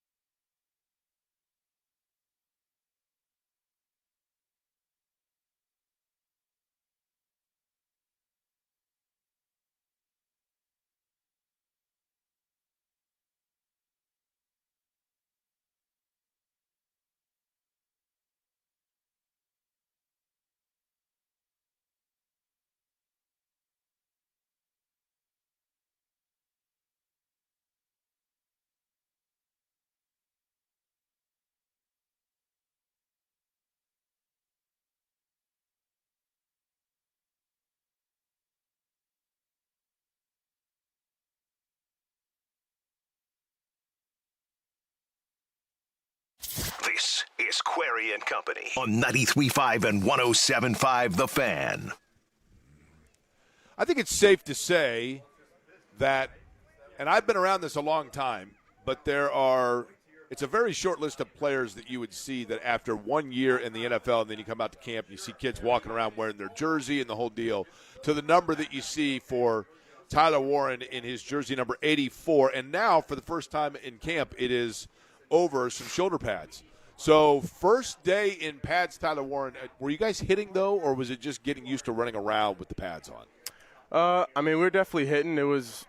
We didn't go live with the ones and twos, but it's definitely plenty of pads popping out there today. But it is first day is always a little weird getting the feet back under you and stuff like that. But I think it was a good start to the pads. Yeah, I guess symbolically, does it kind of give you the feel now?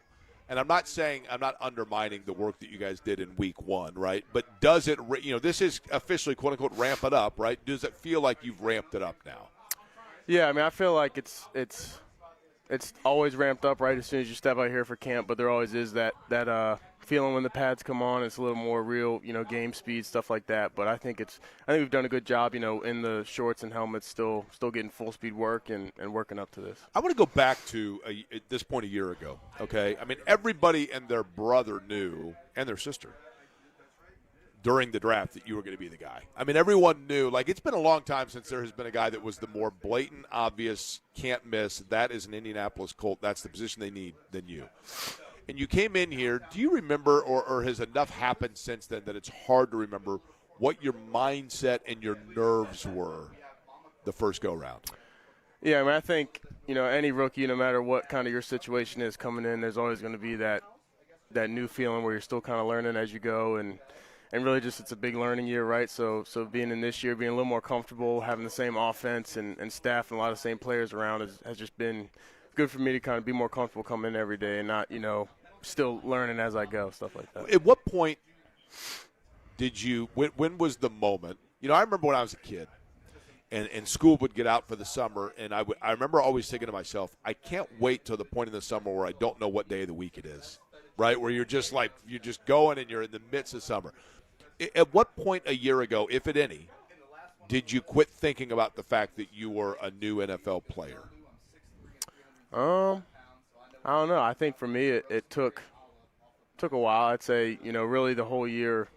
I mean, you get into playing the games, you get, more comfortable with just kind of how the game day routine goes and stuff like that. But I kind of felt like every week I was still, I felt like a rookie and was still learning and stuff like that. Not necessarily in a negative way, but that's kind of how I like to approach it, not, get further along than what I was. This is going to sound absurd, I realize. Tyler Warren's my guest here. Penn State's a big-time program. I mean, you're playing in front of, 110,000 people. I mean, it's a big-time program, right? So you come from a small town in Virginia, and then you're playing at Penn State. Then you go from Penn State to the NFL. Is there any comparison in the level of jump that either was? It was the gap between Mechanicsburg, Virginia, and Penn State even comparable to the gap between playing high-level college football in the NFL? I mean, yeah, I think definitely you're saying like as far as like the players that you're going against from high school to college? The head on a swivel and, the overwhelming nature of it, all of it. Yeah, I feel like definitely when you first go into college, I feel like that's the biggest difference to when you I mean, it could be either or really, but I think just coming from when you do get onto a campus like that and how big the football program is at some of those schools, I think that's the biggest change. And then, I mean, obviously the NFL is, everybody's a professional you're going against and everybody's really good. But as far as the big, like stage that you're on, I'd say it's similar to college than it is from high school to college. Did you have that welcome to the NFL moment? Yeah, I mean, I don't have one that just pops up in my head, but I mean, I definitely, if it wasn't, a physical thing that happened, just seeing a guy on the other sideline or something like that was kind of week to week just because there's so many, great players. I was going to say, I mean, honestly, I know this sounds crazy, but I would think that there would be times for any player where you would half kind of feel like you want to go over and get a guy's autograph. I mean, that sounds absurd, right? Yeah. But did you have that moment ever? Not literally where you were going to ask, but you know what I mean. Yeah, I mean, yeah, I think it was cool. Like growing up, I was a Washington fan, so seeing Trent Williams, now he's on the 49ers, but he was a big, Commanders, Redskins player back then. That was cool to kind of see him. That's just one example. But there's plenty of guys around the league that it's cool to just be out there and be able to play a game with them. When you go out here now and you're in year number 2, okay, how does this feel different to you? I think you're just a little more, comfortable as far as, like I said earlier, you're not learning something every day, and it's not install at this point. It's kind of review and going back through the offense that you learned last year. So I feel like just having that under your belt in a year that you kind of know what to expect coming into it is a big thing that's really helpful as a player. Now, you're the emergency quarterback, right? Are you still the emergency quarterback? Well, we got plenty on the roster now, so I don't think I'll have to do it. So, okay, if it happens to it where, again, you're the emergency quarterback like you were a year ago, were there ever times where you took, like, emergency reps, just in case plays, or are you like that third baseman that has to pitch and just is like lofting pitches? And there's a slight walkthrough on, well, I think it was Fridays. I would do a little walkthrough, cool, though, right? But yeah, it's fun. But yeah, hopefully I'll never. Are you an option quarterback? You look like you'd be an option quarterback. We ran some wing T my last 2 years of high school. When I was playing quarterback, so I can do a little bit of that. I like that. With Michael Pittman Jr., Tyler Warren is my guest here. We're at Colts campus. They just wrapped up first day in pads. Michael Pittman Jr. was, a very durable over-the-middle target. And there's been a lot of question about, at least from fans and media, hey, how do you replace that? And then the first thing that comes to mind is, well, here's how you replace it. You got a guy at the tight end spot that has the ability to stretch but also is tough as nails over the middle. how much discussion has there been, new things in the playbook for you, whatever it may be, about the fact that he's not on the roster and that there is a void there? Yeah, I think Pitt would put great player, great teammate, and obviously there's a void to fill with him not being here. But I think that it's not necessarily just on me. I think that kind of opens up stuff for everybody. Josh can do a little bit more over the middle and out wide. All the receivers, tight ends. Because he had such a big role, so I think it opens up stuff for guys all over the offense. Here's a really probably dumb question, but now that you've been in the league for a year and you can look back on a time when you were learning something new every day, what defines a great teammate? Guys always say that. He's a great teammate. Somebody's a great teammate. What makes a great teammate? Well, on the field, I think it's kind of how you play the game, right? If it's, something as small as effort, if there's just a guy that's playing with great effort, he's usually not thinking about himself, right? So I think that stands out. And then also just, outside of the football field, in the locker room, hanging out on the weekend, stuff like that, I think is just stuff, someone you can trust, he's reliable, things like that. I think is kind of what comes to mind when I think of a great teammate. Did you ever have guys come up to you, though, or who jumps out at you? I mean, obviously, I'm sure you did. Is there somebody that jumps out at you that maybe surprised you, that came up to you over the course of your rookie year and said, hey, let me point something out, or hey, can I show you this, or do you have a question about that? I'd say really our tight end room has been awesome. I think having the experience with Mo and Tree's been playing for a while now. They've been awesome to me, and it was never Andrew Ogletree, obviously. Tree, yeah, Tree. And it was never any coming in when you're playing like that could be some type of weird feelings, but they've been awesome to me, and it really takes 3 to 4 tight ends to be really good offense. So it takes all of us, and I think they've been the biggest help to me, kind of just making me comfortable and help me out with any questions. When you think of yourself as a tight end, do you think of yourself as the physical blocking tight end, the over the middle, barrel it down tight end, or do you think of yourself as the slash across the middle, holy cow, open line, Dallas Clark, go? I think, it's really important to me to try and be able to do both of those, right? That's what makes a complete tight end, and, that's what the position is, right? Somebody who can block the C gap and then also go out and win in man coverage and stuff like that. So I think I try and be both of those, and when the time calls for one or the other, you got to be able to do both. Which one feels to you, and there's, to me as an observer, there wouldn't be one that I think of those two areas. Which one to you, though, is the one that you feel you need the most solidification, that you need the most work on of those two styles? I'd say probably more, the route running and winning the man and being able to kind of expand the route tree is something I've been working on, and I think is kind of what maybe I'm not as good at as maybe the other side, but still be able to do both. By the way, so you grew up a Commanders fan, right? I mean, that's who you watched growing up? Okay, so then were you – and you're kind of a multi-sport guy, right? Mm-hmm. So were you a basketball player? Yeah, I played basketball and baseball all through high school. Does that mean that you had to be a Wizards fan? No, I wasn't. That's the most obscure franchise in the NBA, right? Yeah, I didn't grow up watching the NBA too closely or have a team I followed really. Really, it was the Redskins were the biggest pro sports team that we followed. And then did you follow baseball at all? Not really.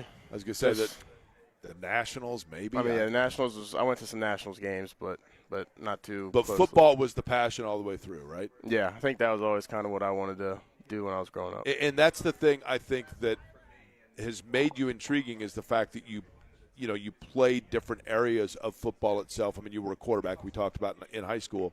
How much of playing a position other than tight end has made you a better tight end? Yeah, I think just having – obviously I'm not as advanced as the quarterback stuff they're doing now, but kind of just being able to learn to play as a whole I think has been helpful in being able to do a lot of things, because you – instead of just knowing your position, you're kind of knowing what everyone's doing and why they're doing it. But yeah, I think that was probably the biggest thing coming out of high school into college and now NFL is just kind of learning the plays as a whole, I think, and not just learning your one role or your one spot. Have you been surprised by how, truthfully, at this point, because it's impressive, how Daniel Jones has looked coming off of that injury? Yeah, I mean, I think I I'm not surprised by it, I guess you could say, just based off of how I know him and the work I saw him putting in the whole offseason. But it is good to see, and I think he's, he did all the right stuff and he worked hard enough to where this is just where he's supposed to be, and he's at the spot he is. I mean, and I mean this is no disrespect to the other quarterbacks. I don't want it to sound that way. I mean, Phillip Rivers isn't here for that matter, but for you and just the offense in general, it seemed as though there was a cohesiveness between you and Daniel Jones in terms of your timing, your rhythm, that you really benefited off of that. So, is that true? Did you miss him when he wasn't there, so to speak? Yeah, I mean, I think any team, obviously, you're going to miss your starting quarterback that you played, however many, what was that, week 15 or 14? So 14 games with him, and yeah, I mean, it is tough, but we had some other good, like Riley did really good when he got his chance. Obviously, having Phillip Rivers back was big time for us, but yeah, you definitely miss the starting quarterback that you built through camp all the way through the season. Well, for that matter, have you seen progress from Riley Leonard as well here now? After last year getting his opportunity and now in this camp, have you seen growth from him? Yeah, I think just getting that game under his belt was big. He's I think he's just a baller when it comes down to it. He gets in the game and makes plays, and I think he's been showing that in this camp too. So he's been doing really good. What sort of things now do you want to still, I guess, grow either for yourself or as a team now that you guys are just kind of getting into? For me, it feels like camp's now starting, right? Because you're in pads, contact, you're getting ready for New England in a week. So what sort of things does this team need to work on?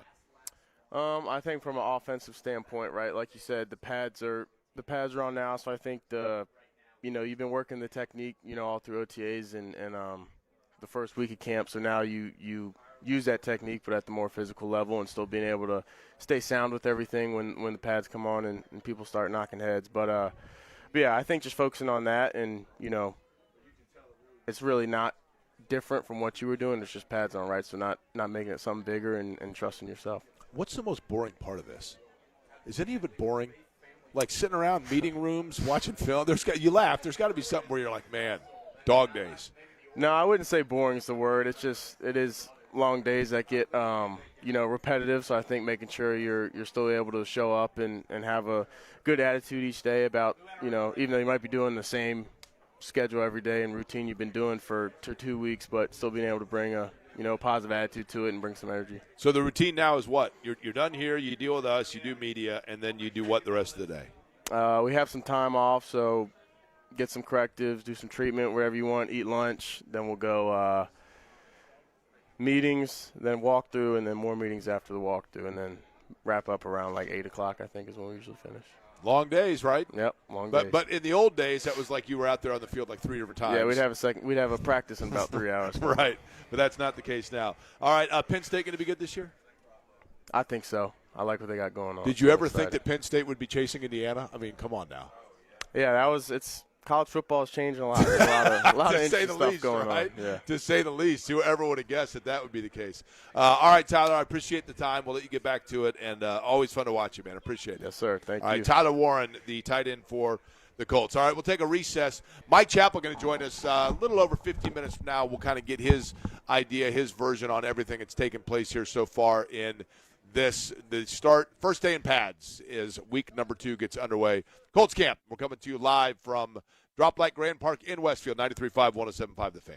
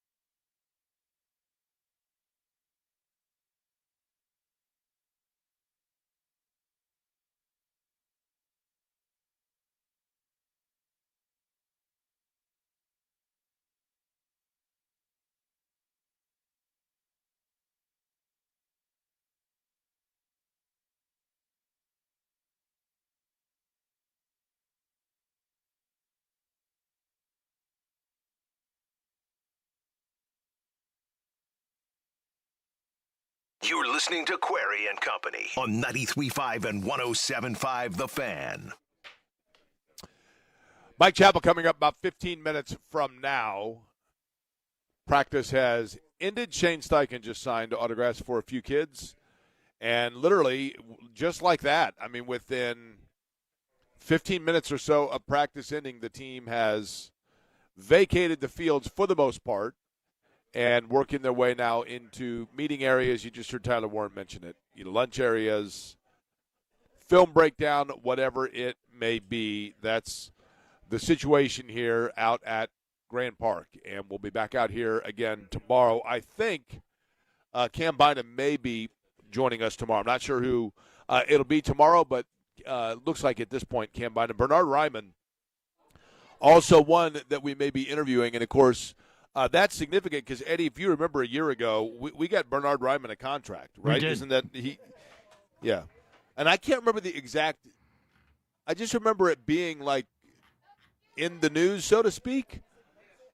But I don't remember the exact thing that he said. Was it that he said that he wasn't expecting to be re-signed, or that he was anticipating having to move on, or something along those lines, and it created waves, and then like 2 days later he was signed? Wasn't it something along those lines? Something along those lines of, or maybe it was in the regard of, you asked him like, hey, where does it stand on a contract situation? He goes, yeah, we're in negotiations, but we're not close right now, or something like that. I can't fully remember. I'd have to go back and find the clip. Yeah. So, but I haven't gotten my 7% yet on that.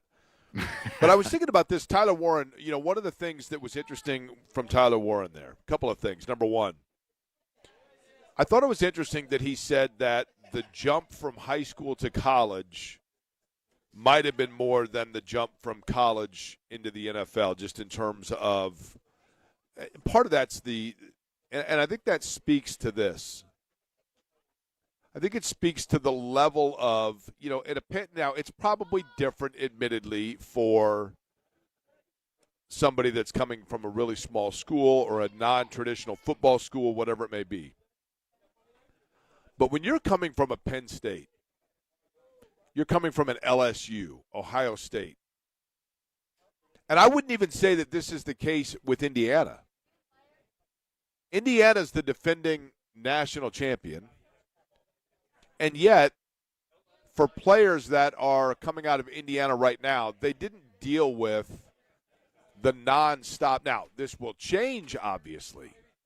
But a player right now that is leaving Indiana is not coming off a situation where for every year that they were in college, they were dealing with, depth charts and spring practice, 50,000 people there and call-ins every single day and all that. Now, that's obviously going to change. But there are a handful of programs that's the case, and Penn State is one of them. So I can only imagine, as an 18-year-old kid coming from a small town in Virginia and going into a Penn State, that would be like a head-on-a-swivel thing. And then the expectation that comes here at training camp and everybody, kids wanting your autograph and pictures and interviews and all of that, that would not have been as big a learning curve when you're coming out of a Penn State, just because of all the preparation that comes into it. The other thing that, in talking to Tyler Warren, and I was talking to him for just a minute or so before we went on the air there during the commercial break, and just asking him about his upbringing and growing up in, as he was saying, 15 minutes from Richmond, Virginia, but a small town. And, I think the equivalent of probably like a Monrovia to Indianapolis is Mechanicsburg to Richmond. So not necessarily a suburb, definitely a small town, he was saying. But all of us have our favorite team growing up. All of us have our favorite athlete growing up. Eddie, I think for you, is it Joey Votto? Was that your favorite player growing up? Like the first poster you had on the wall type thing? First poster I had on my wall was actually Bronson Arroyo. Okay, fair. And then, and I would assume, though, Votto was a player that you truly admired, looked up to, support, big fan, right? Yeah, Brandon Phillips more so than him, but I did admire and respect Votto a great deal. I do forget about Brandon Phillips. That's another great one, right? So you can imagine, and it's true for every player, and you forget it. I mean, every one of these guys at some point was this kid that's over here, screaming out. And listen, I was that guy. I mean, I remember as a kid, we were on a family vacation in Chicago, and we were staying at our family hotel that we stayed at every year when we'd go to Chicago to Christmas shop. And we stayed in the same hotel one year as the Denver Broncos. The Denver Broncos were in Chicago to play the Bears.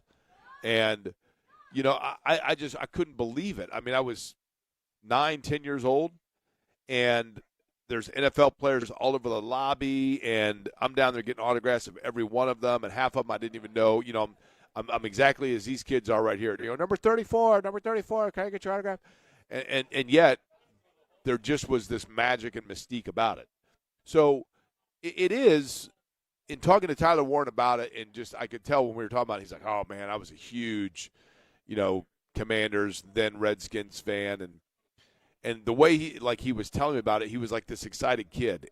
And then you stop and think about just, the way the world works, if you will, and the fact that now he is that guy, and yet he is seeing, and that would be surreal, right, to line up against the guy that you grew up watching and admiring and whatever else. Like Eddie, you I'm sure you dreamed of the possibility of being a catcher to try to throw out Brandon Phillips trying to steal second base, right? Or would you have let him get away with it? Probably would have let him get away with it. Okay, that would be a problem. That would be a problem. Any news, by the way, from your Redlegs today on? We got 6 hours and 7 minutes left for the trade deadline. Yeah, nothing on the Reds front yet. Nothing there. They've got 7 players that are on an expiring deal, so I'm sure they'll move 2 of them. Cubs have been active, right? Yeah, they traded for Kevin Gausman yesterday. The Braves have been active. The Yankees made a trade yesterday. The Brewers are trying to make a trade for a starting pitcher. Do the Brewers need a starting pitcher? Yes. Yes, they do. They have Jacob Mizorowski, and that's it. I'm going to make a prediction here for you. You ready? Okay. I'm predicting this on the 3rd day of August, 2026. 1 month shy of my birthday, so plan accordingly. Okay. I'm going to predict right now that the LA Dodgers will not win the World Series. As a matter of fact, I'm not certain they'll win the pennant. I could see the Brewers typically, though, build themselves up and then immediately wet themselves, right? All right, this will be just the third time that you're wrong in your history of your life, Jake. So, okay. I'm glad we got it on record. What's that? This will be the third time you're wrong in the history of your life. So, glad we got it on record. So you're saying the Dodgers definitively are going to win the World Series? I don't think it's Milwaukee. Because No. I didn't. Like I said, I'm not saying Milwaukee. I said they won't win the World Series. I said it could be Milwaukee, but Milwaukee this time of year typically wets themselves, right?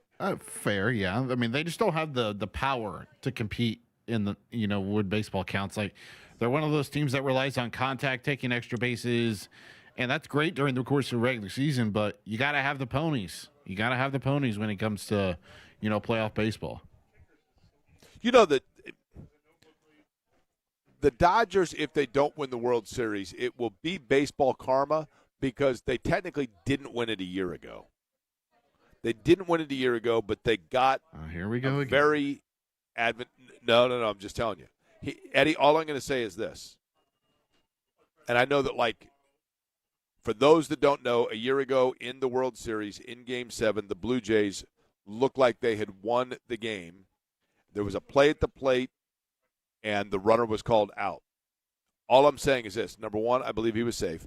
But number two, had he been called safe, it would not have been overturned. Do you agree with that?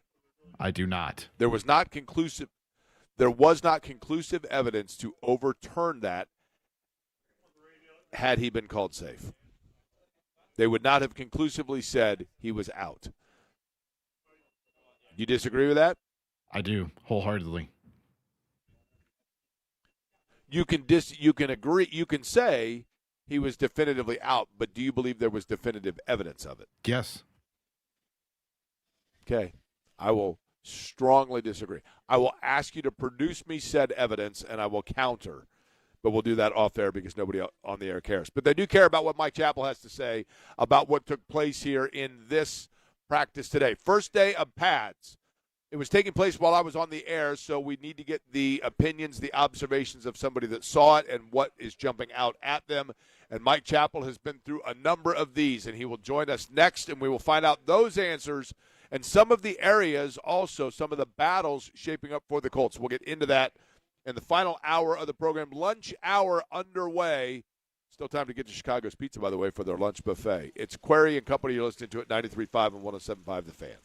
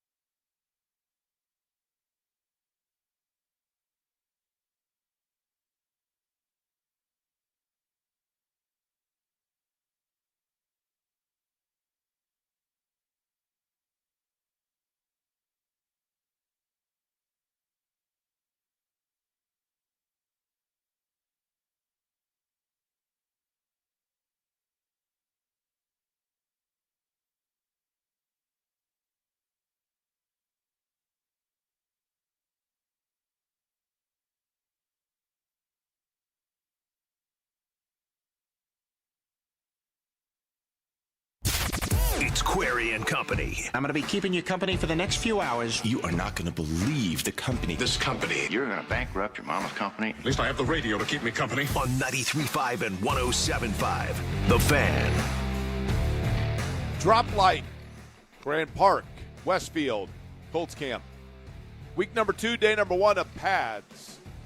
But things are indeed complete now. And, man, it is amazing to me. I say it every day. I'll say it again. And I think Mike Chappell will have my back on this. Chappell, I'm amazed at how quickly everything goes quiet here because, I just whenever I think NFL training camp, I think come back out for another 3-hour practice this afternoon. Different era, I realize. But now that we had the first practice in pads, I would like for you in this your 43rd. I was going to say 4th. Next year, 44. All right, 43rd. God willing. 43rd camp. Your trained eye, what jumped out at you today? You get to see more from the defense or the front seven of each one. Not a lot. They worked a lot on the run game today, JT and Giddens and McGowan, but you don't see a ton because again they don't thump these guys to the ground. They wrap them up, but you see more interaction with the offensive defensive linemen. We asked Quentin the other day about that. He said, "Well, now you got a chance to get your hands under their." Well, I guess on their pads. And he said, "Oh, wait, offensive linemen don't hold." But it's just that next step. And it's really, it's kind of that next step for Jones. Not that you get hit, but it's closer to football. And it's going to be invaluable for DeForest Buckner coming back from the herniated disc in his neck to get contact to where it's not game day contact, but it's that next step up. And it's good to see him out here in 11-on-11 early, which I thought he wouldn't even practice up here. I just thought that's what that injury was going to do to him. So you see it a little bit, but I just don't get so cranked up because, again, I talk to Rick Venturi all the time. We remember when the hard days were hard days, and then they had another hard day the next day. And two-a-days were two-a-days, in pads. And now that's not the case for a lot of reasons. Primarily the union is come to its senses, and it's cut back on player abuse, if that's the word you want to use. So just another day. We saw Blake Groupie kick today, 5 for 5. I think he's 11 for 11 in camp. That'll be interesting. A good kicker who will not make this team, which is a good thing for the team. So that's kind of where we're at. I try not to get caught up too much into they're playing 6 guys at linebacker. They're doing this, that, and the other. Now A.J. Halsey's playing at safety with Bynum. Well, Hunter Waller's got a hamstring that's limiting him, so it's too early to draw a lot of conclusions. Is there a position that has turned into a competition that 2 weeks ago you did not think was going to be a position competition? Well, safety. I think we all the way they talked about Halsey in the off season, it was like, man, he's going to be he and Bynum. But we come out here to the first day, and it's Hunter Waller. And again, it's a competition because you got 2 good players fighting for the position, not 2 guys that there's not a lot between them and they're not all that high on the talent level. So that one jumps at it. I mean, linebacker, I'm not sure what they're doing. They're getting C.J. Allen back, but they're still going with Davis and Bechter and a J.K. So that's a position probably most muddled. Mike, as linebacker. It feels like, if I'm going to speak this candidly or pessimistically about it, it feels and at least it is the one position in the NFL where I think you can get away with this, and maybe that's why it is this way. But it feels like linebacker is the one spot where they just kind of have some guys. Unless you get Shaq, and then you got a guy. Well, but I'm saying on the current. No, there's no question. Well, this current linebacker room. I mean, C.J. Allen, I think there's a lot of hope and expectation for him because he's a rookie. He's coming out of Georgia, which is a big-time program. He's the green dot guy, if you will. But that said, it feels like that is one unit that's just kind of their catch-all drawer. That's how it was last year. That's today's NFL in most places. It is. And again, unless you've got that guy that just makes plays. So, yeah, it's kind of a cleanup guy because they're so much stronger at corner. They're so much stronger at safety. They'll probably be, if their base defense is 4-3, they'll probably be in that 30% of the time because they're going to have an extra safety, an extra linebacker, or an extra corner. So that's it's interesting. Is that because that's the makeup of the position talent-wise, or because that's what you want to feature? I think Lou wants to be stronger on the back end. and have two linebackers almost all the time. We'll seldom see three linebackers on the field. Again, is that because you don't have three you trust, or because you want to be stronger elsewhere? In the times that you have covered these, Mike Chappell, my guest, CBS 4, WXIN, Fox 59, you've covered it for different outlets, and you've covered a number of different camps in all variety of places. We've had training camp big stories come out. We had Sean King get booted from the league. We had Jonathan Taylor go onto the bus with Jim Irsay and hold out and that sort of a thing. We've had wide receiver drama. We've had quarterback drama. We've had Anthony Richardson has handed the keys early, all of those things. We haven't had really any major storylines so far this year. That's not a bad thing. Or is there one that is starting to percolate a little bit that we have slept on? Not really. The only one that could really happen is if two maybe if we don't see Alec Pearson, later and later. Well, he's getting better, he's working, but we don't see him. That could be something because this offense will not operate very well without Alec Pierce. But then what if they come to the point with Jonathan Taylor where there won't be an extension, there won't be funneling more money this year? Then does he say, well, then I'll see you in September, and stay in camp and not practice? We've not seen that. He's handled it. He's given you every indication, and even said so, that things are moving in the right direction. Well, that can only mean more money. I've been a proponent of find a way like Arizona did with Brissett and funnel more money into this year, and then you're still protecting the future. And if he has another great year, then fine, you franchise him if that's what you want to do next year. So that's the only one that, barring an injury that we don't foresee. Jolie Erickson, shame on him, mentioned that the last time they had a disruption-free camp was 2022. And how'd that go? Right. So we need to have somebody come out and streak or something just to change things up. Let's go to backup running back spot. You just mentioned DJ Giddens, Seth McGowan. Seth McGowan, a kid out of Kentucky that I think there was a lot. He did really good things at Kentucky, but he had disciplinary issues at stop number 1 in Oklahoma, right? By all account, was a model citizen at Kentucky. The Colts take a chance on him, and he's here in camp. DJ Giddens, a guy that theoretically can play a little bit different, I think, than Jonathan Taylor, but he's not he has really had, I don't think, shown himself as a receiving back at all. In your opinion, Chap, Jonathan Taylor's the bell cow. We know that. Do they need a running back that replicates a lesser version of what Jonathan Taylor does when you put him in there, or is it behoove them to get a running back as the backup that brings a completely different style and skill set? I would like to have somebody like Taylor. Zach Moss, when he was here, he stepped in really well. I always go back to Dominic Rhodes, how he came out of nowhere to be a pretty good player.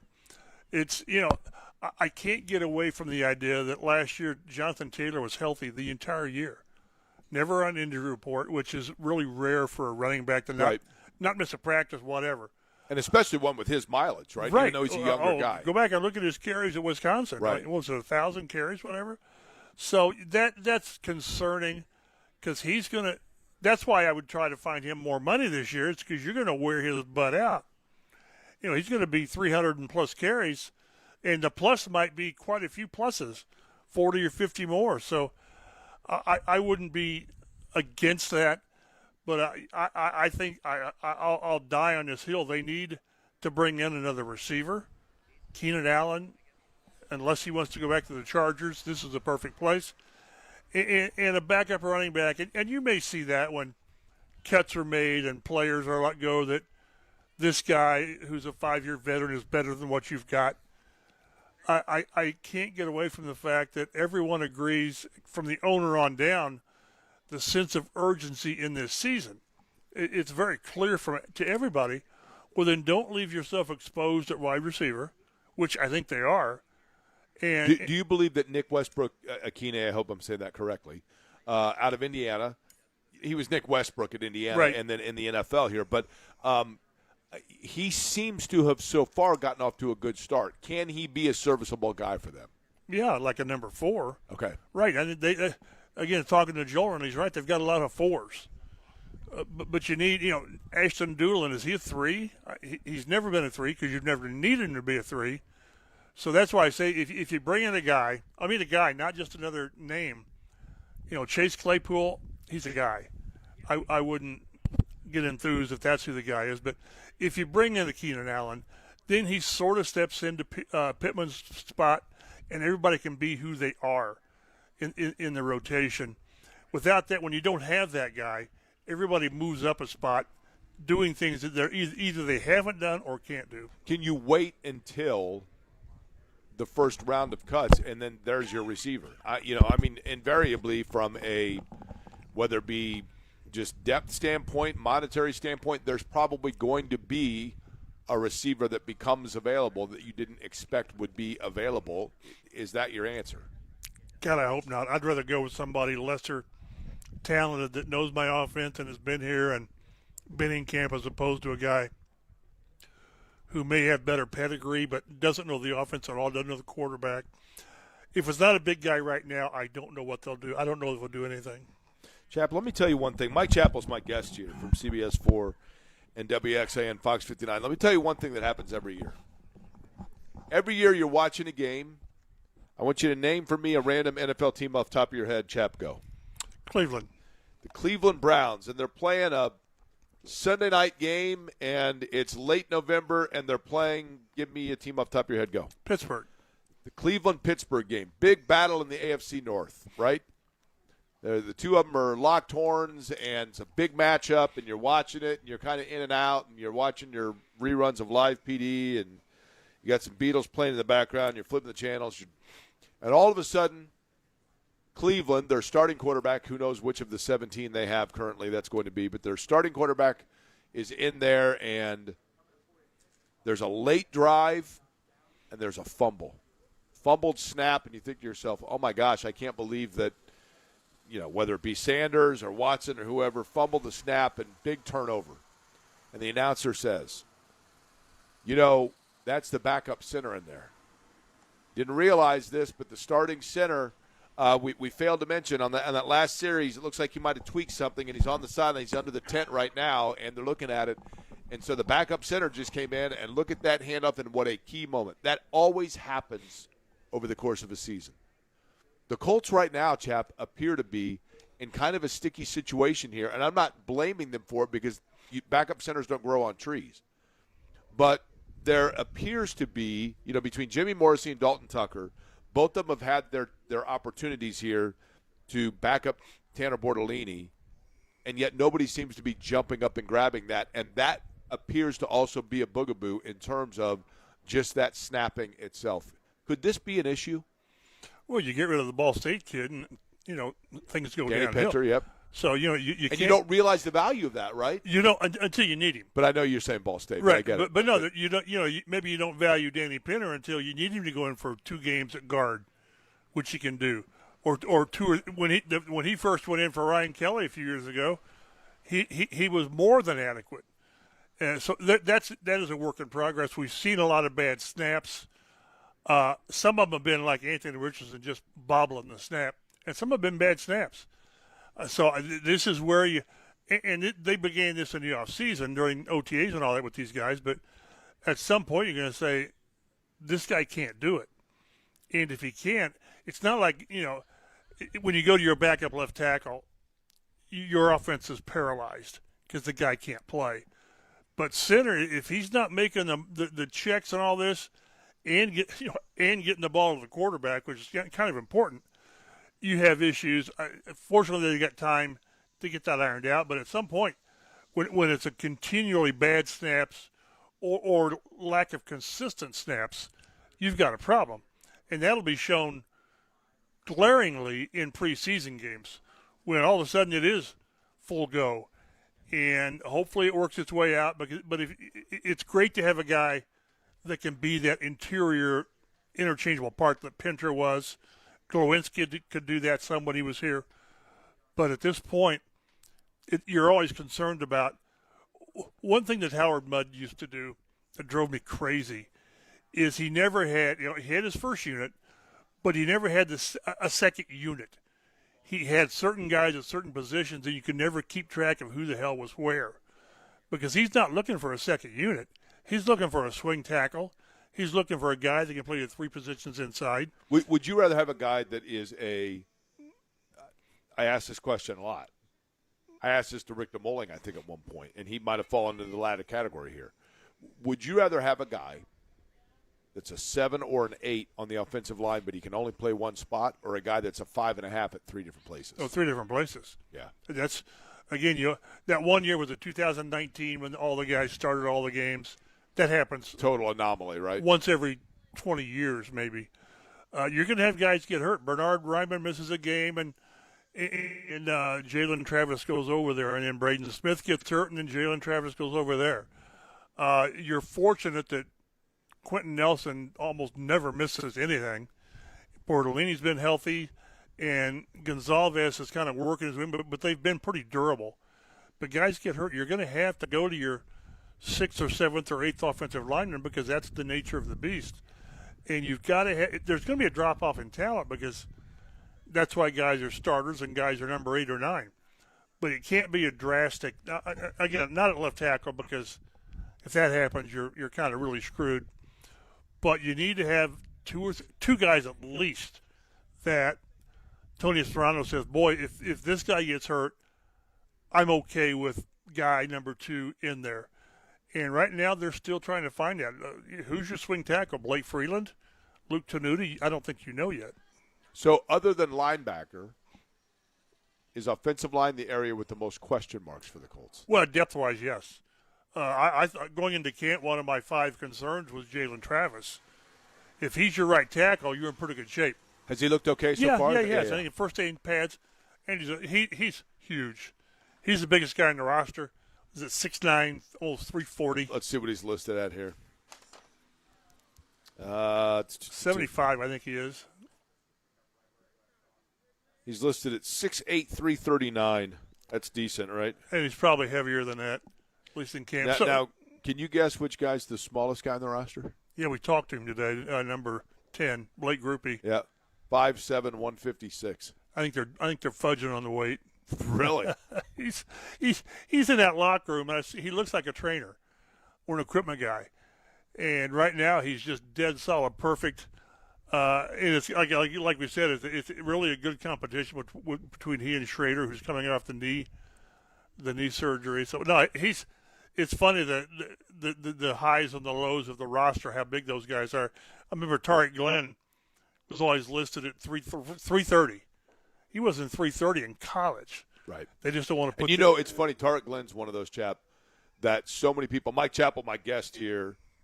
So many people made fun of Tariq Glenn for false starts, and I remember thinking to myself, is nobody going to stop to appreciate how incredible it is at that size that you have the level to be nimble, that you're getting out before the ball snapped?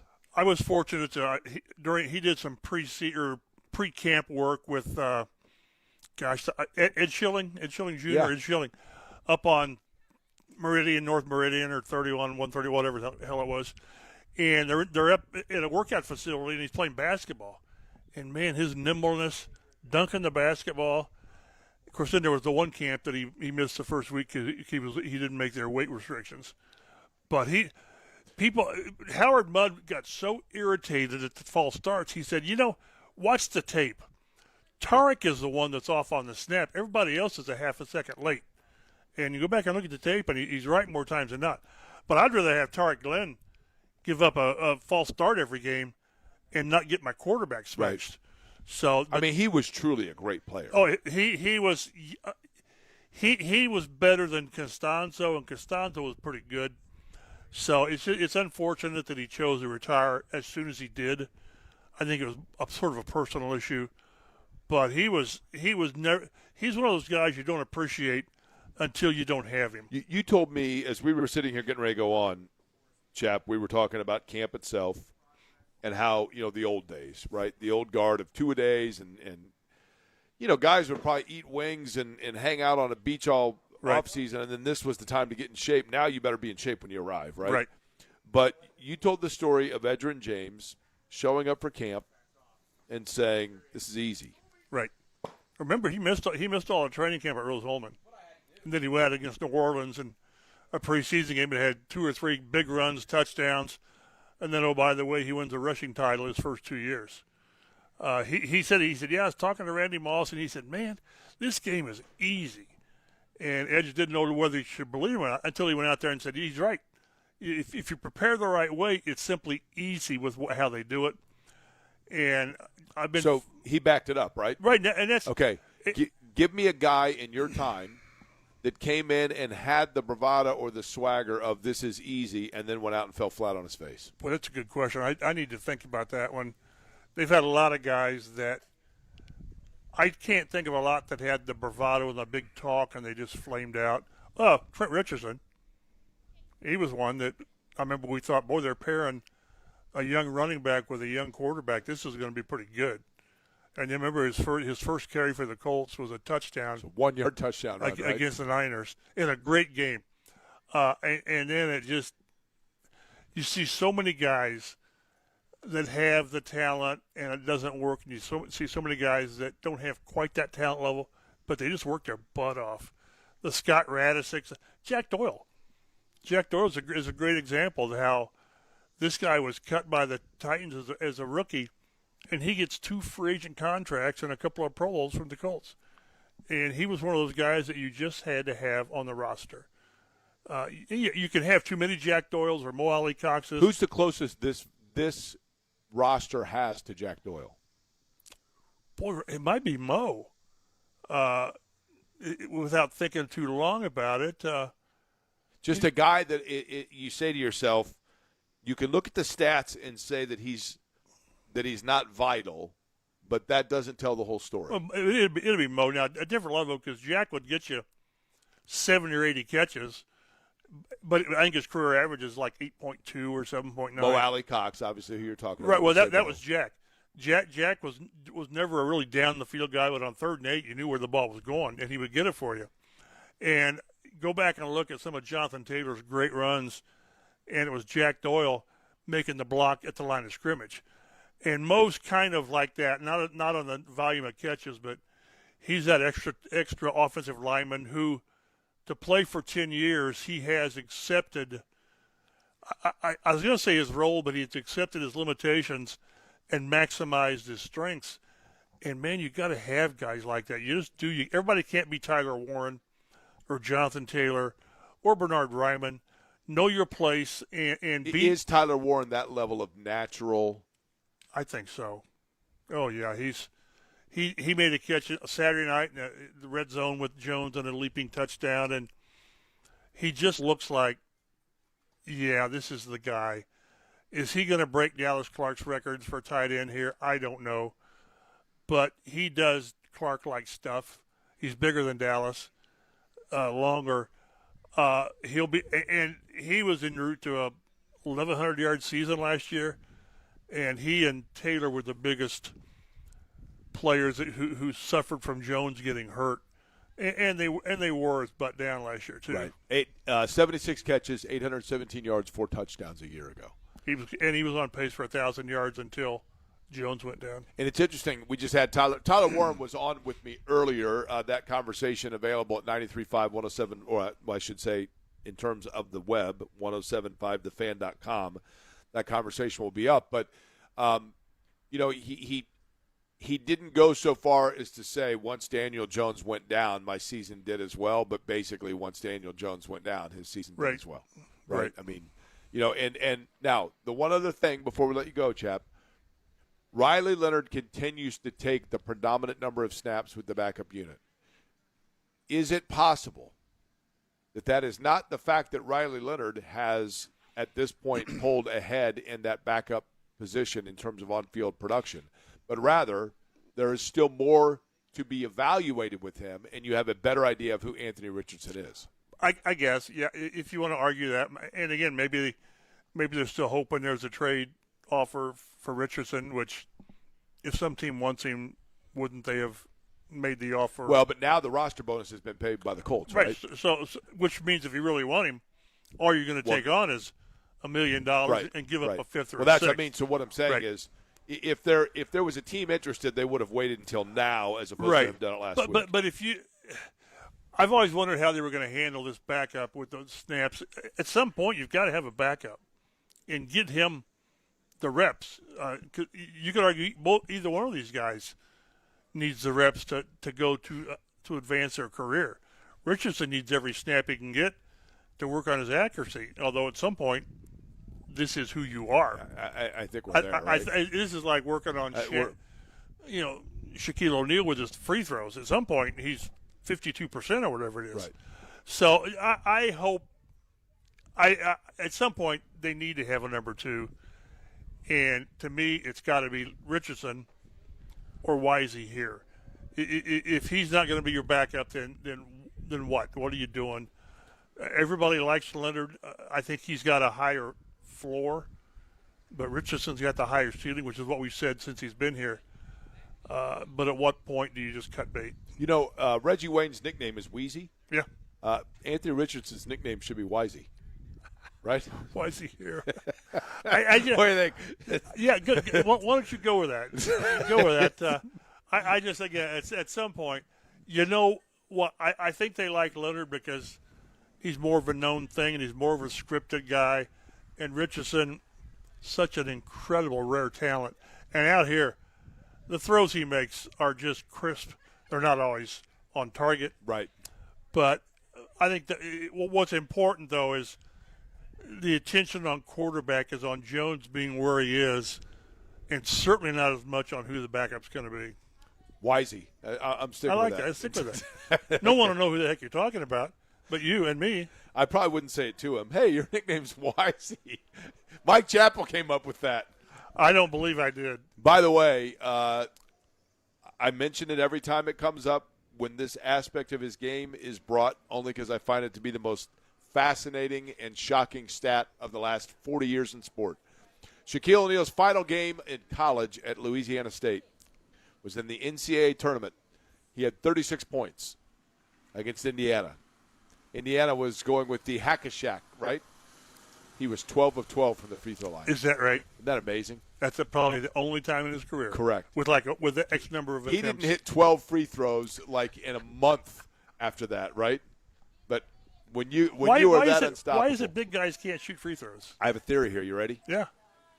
You're going to laugh. I won't laugh. I laugh at you sometimes. I won't laugh at this one. Okay. Take a basketball in your hand. Okay. Lay on your back. You put the ball in your hand. You put your fingertips along the alignment, and you rotate it. The ball just rotates perfectly up and back down, right? Do the same thing with a grapefruit. Tough to do. A big guy's hands are so big that they can't get proper spin and touch on a free throw because that basketball to them is a grapefruit. And so you can't get the proper alignment of rotation upon your release. And they'll never do the Rick Barry free throw. Correct. Because it looks goofy. Right. But it was darn effective, right? Hey, if it works, you do it. But only people over 50 listening right now know what you're talking about. Go look up Rick Barry and his underhand. But he was a 90% free throw shooter, right? It's like that kid in Hoosiers. Was it Ollie? Yeah. And he does it. But no, if it works, you do it and say, yeah, you can laugh at me, but it works. So. And then nobody calls you Wisey. Right. I'll be listening. and I want to hear you do that and see if it catches on or if it's just you. I think I could do it in a way that's not offensive to him. I don't think so. If I say to him, I'm not going to lie to you. There was a time where your nickname was Wisey because we asked Wisey here, but now you've proven it. And then I say Try that in October. He's a nice young guy, right? He is. It would be better. It would be easier if he was just a disruption. Right. He's and a nice snarly, guy. But he's a great kid. And I mean, in all honesty, Chap, we're talking about Anthony Richardson. Wisey. That's right. Deep down, even though it's not our job to do so, deep down, you're pulling for the guy. Right. You want to see him do well. And if it's not here, then go somewhere else. And correct. We've seen it happen before. But I just think there's been enough done here, bad and sort of good. But I think both sides would benefit from a divorce. Here's the thing. If he goes to Arizona and plays well, then his nickname becomes That's Wisey. Right? You're looking too far down the road. I'm looking for tomorrow. I hear you. All right, Chap, appreciate the time as always. Thank you. Mike Chappell joining us here. We'll get back into it in terms of you heard everything that took place here today. But There was something that took place last night in the Twin Cities yesterday afternoon specifically. I want to get back into that because one of the things that we talked about there with this Colts team, I think we know and have a good idea with Daniel Jones. Sure, they need a receiver. We kind of know where their offense is. Defensively, maybe a little bit more question, and that is true of a team that played yesterday in Minnesota. We will get back into that. We'll do it on the other side here as we roll along on a Monday. Query & Company, 93.5 and 107.5 The Fan.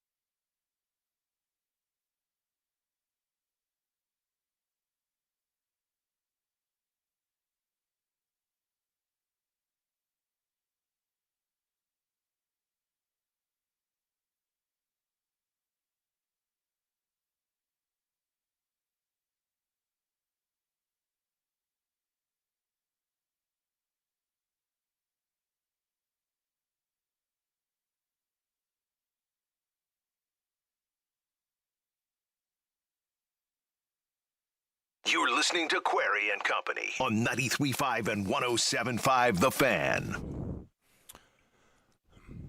Thanks to Mike Chappell for joining us. Colts camp out here in Grand Park. I do want to get into, and albeit reluctantly, because I get it. I get it in all areas.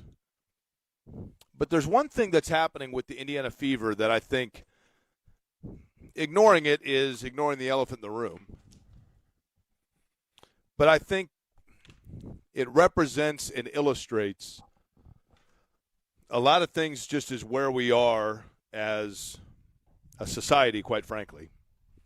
But before we get to that, last night, or specifically yesterday afternoon in Minneapolis, the Fever dropping a game 108-100 to the Minnesota Lynx in a game that, again, their offense is clearly proficient. Kelsey Mitchell was outstanding. Caitlin Clark continues to be outstanding, in particular in terms of her distribution, her assists, her vision, getting everybody involved.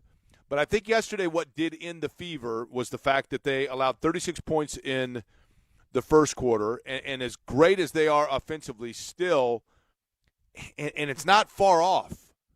It's not far off. But I think they knew that they were an elite offensive team and one that had tweaks and adjustments that needed to be made defensively. And they were pretty good. Once they got down 14 defensively, they had their moments yesterday. I just don't know that it was consistently enough defensively. And they are still 19-11. They have won 7 of their last 9 games. That snaps a winning streak for them. They're back in action coming up here Thursday at home against Las Vegas, a team that they have played very well against. But with all of that said, the reality is still that they get into, or they have moments of, and I think this is what, from a coaching staff and organizationally, they have been very aware of and tried to clamp down on. And I think at the beginning of the year, it was worse than it is now, and that is strictly their defensive lapses. Now, Eddie, you mentioned the fact that maybe it's a hard barometer here to judge it, or an unfair one, I should say, because of the fact that Minnesota is as good offensively in their backcourt as any team that Indiana's going to see, right? They are. But still, yesterday, I thought. Go ahead. They are the second most efficient offense in the WNBA, and they are the most efficient defense in the WNBA. Jake, there's a reason why they're 24-6 or whatever their record is, and they being Minnesota, not Indiana. Minnesota, you're talking about. Correct. Yes, there's a reason why they have now won 10 consecutive games, and that's because they have a starting 5 that is incredibly understanding and balanced and savvy of understanding of everything on where they need to be defensively. They know how to make plays on all 3 levels, at the basket, mid-range, three-point shooting. They're just a really, really well-coached and a very fundamentally sound basketball team that it's hard to beat. And when you're going up against a team, most nights the Fever are going to have the upper hand advantage when it comes to the guard play. But when it comes to that game yesterday afternoon, Olivia Miles is in the MVP conversation despite being a rookie. So she had a really good game yesterday. Courtney Williams is a very good, veteran guard in the W as well. And when you stack those two up against Kelsey Mitchell and Caitlin Clark, that is probably the only two that you could, go out there and say, yeah, those two are on the same level or can outperform depending on, the night of the Fever guards. Okay, let me address the elephant in the room when it comes to the Fever. And I don't know, to me, it's not the elephant in the room, it's Snuffleupagus. Because there's, to a great extent, I think, it's an imaginary character. Snuffleupagus in Sesame Street, if you recall, he was Big Bird's best friend. But nobody ever saw him. Big Bird would be with Snuffleupagus, and then Snuffleupagus, Big Bird would reference him, and whoever he was talking to would be like, I didn't see him. And it wasn't until I was an adult that I realized the assumption that what Sesame Street was doing there was allowing kids that have an imaginary friend to understand that it's okay to have that. It's a normal thing for a kid at a certain age, especially an only child, whatever it may be, to have an imaginary friend. And that's what Snuffleupagus represented. In the case of the Fever, I feel like the elephant in the room is Snuffleupagus because it's a storyline that people are dying to have happen. I feel like there's this imaginary storyline when it comes to that locker room, and people are hoping above hope that it's true. And I don't think it is. And let me explain what I mean.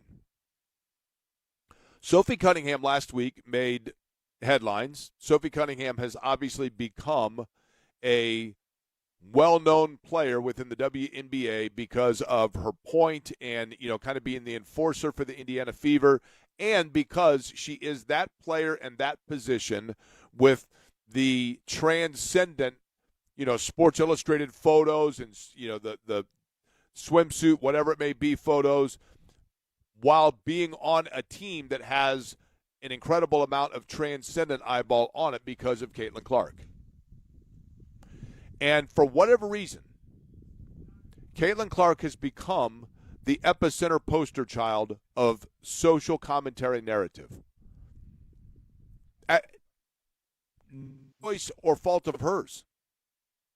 I think it naturally comes whenever you have a player that transcends their sport.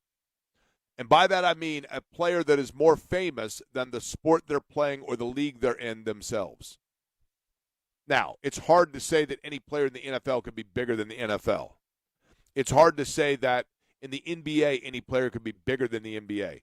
But when you start getting into shoe contracts and marketing and Fifth Avenue and all of those things, Madison Avenue, I guess, all of those things, then you start to get players that people that are not everyday consumers of the NFL, hard to believe that there are those, NBA, WNBA, Major League Baseball, whatever it might be, you get those players that there is a fatigue factor or there is the transcendent factor of people saying, I'm a fan of that player more so than I am their team or their league.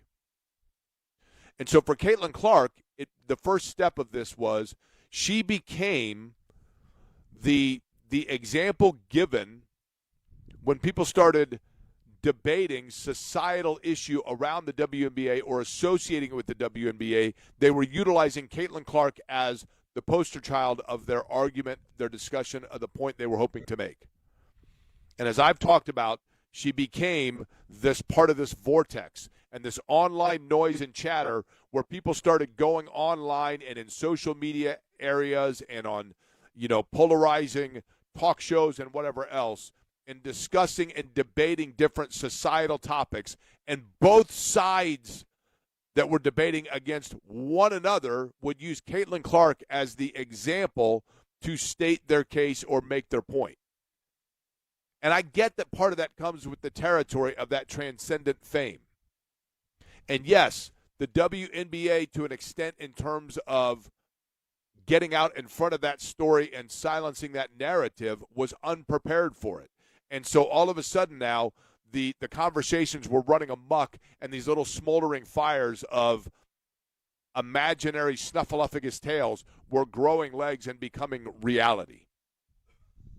Then you have, on top of that, Sophie Cunningham making comments, and I'm paraphrasing her comments. I'm not quoting her directly, but Sophie Cunningham making comments about transgender athletes in women's and girls' sports and what she perceives that to be as a threat or a danger to the integrity of women's athletics.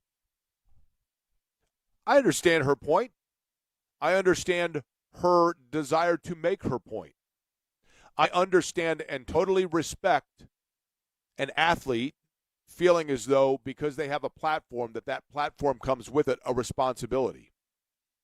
And Sophie Cunningham exercised that responsibility by stepping forward for a platform that she believes in. Nobody should have a problem with that. The problem I have is this narrative that is going to now create some sort of a locker room drama at the fault of Caitlin Clark or Stephanie White or other players on the roster because they have an opposition to Sophie Cunningham's platform or because they themselves have not spoken up and had the back of Sophie Cunningham, and that means that there's this drama or rift and divisiveness. Voltaire once said, I may not agree with the word you say, but I will defend to the death your right to say it. And I don't know why we can't accept at times that may happen amongst people that are teammates with one another, or it may be that Caitlin Clark totally agrees with Sophie Cunningham. I don't know. It may be that she vehemently disagrees with her. I don't know.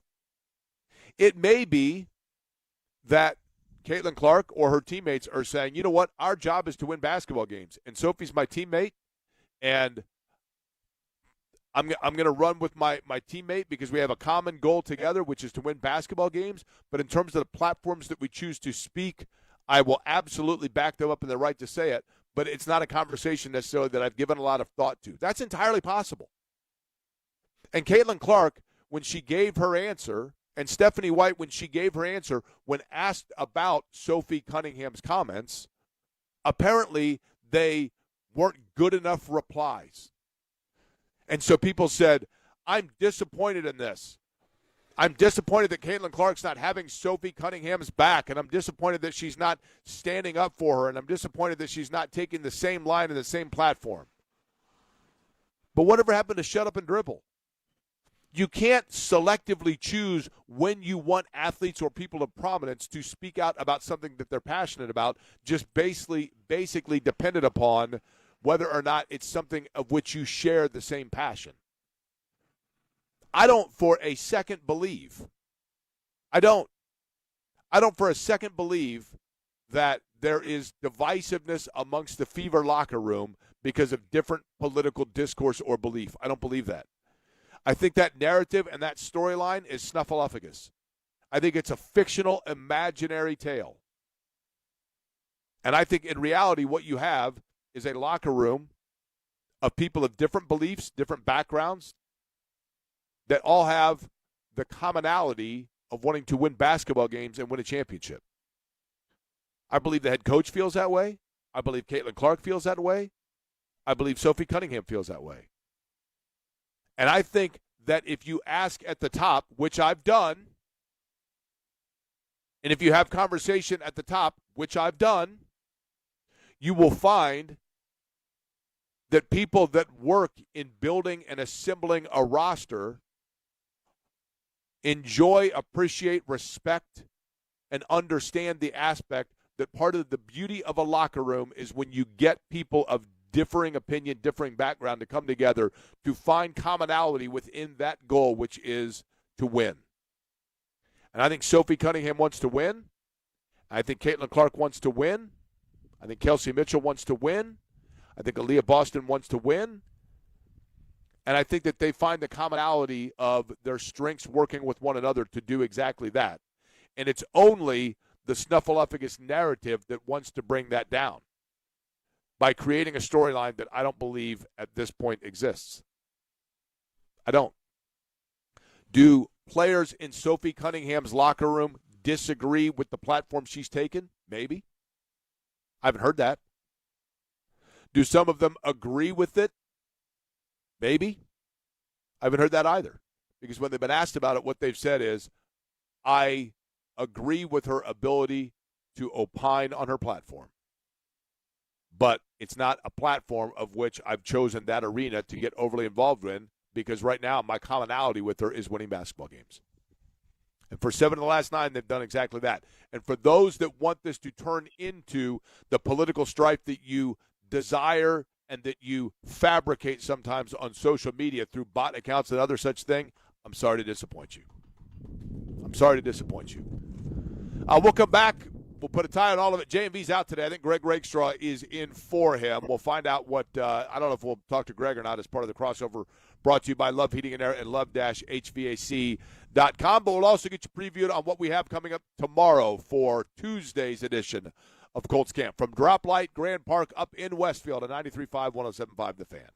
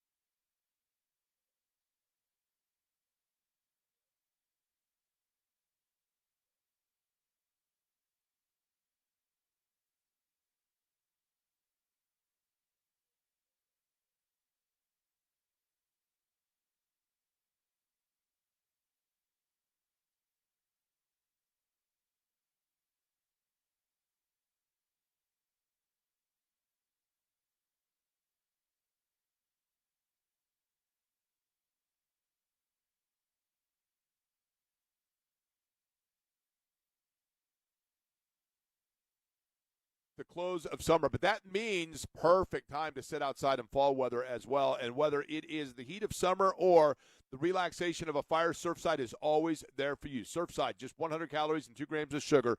Iced tea with a splash of vodka or lemonade with a splash of vodka, all in one can. And no carbonation, so so smooth and easy to enjoy.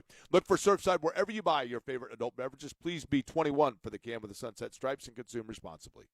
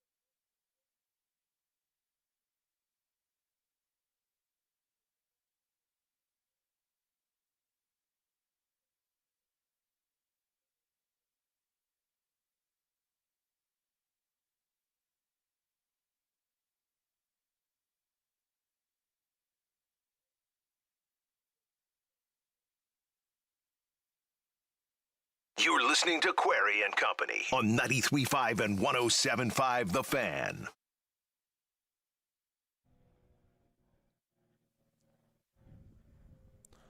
Back here at Droplight Grand Park in Westfield on 93.5 and 107.5 The Fan. Greg Rakestraw is in for JMV later today. I would run down for you the show, except for that I saw it, and Rake actually has 21 guests later today. But I do know he's going to talk Fever, and we'll talk. I saw him out here today, so he will be able to give you also a rundown in his version of Colts camp and just what he observed. He will be on the call. I always say that Greg and Rick Venturi have a particularly impressive, actually, job to do, and Greg has a lot of background that he has to do because of doing preseason games.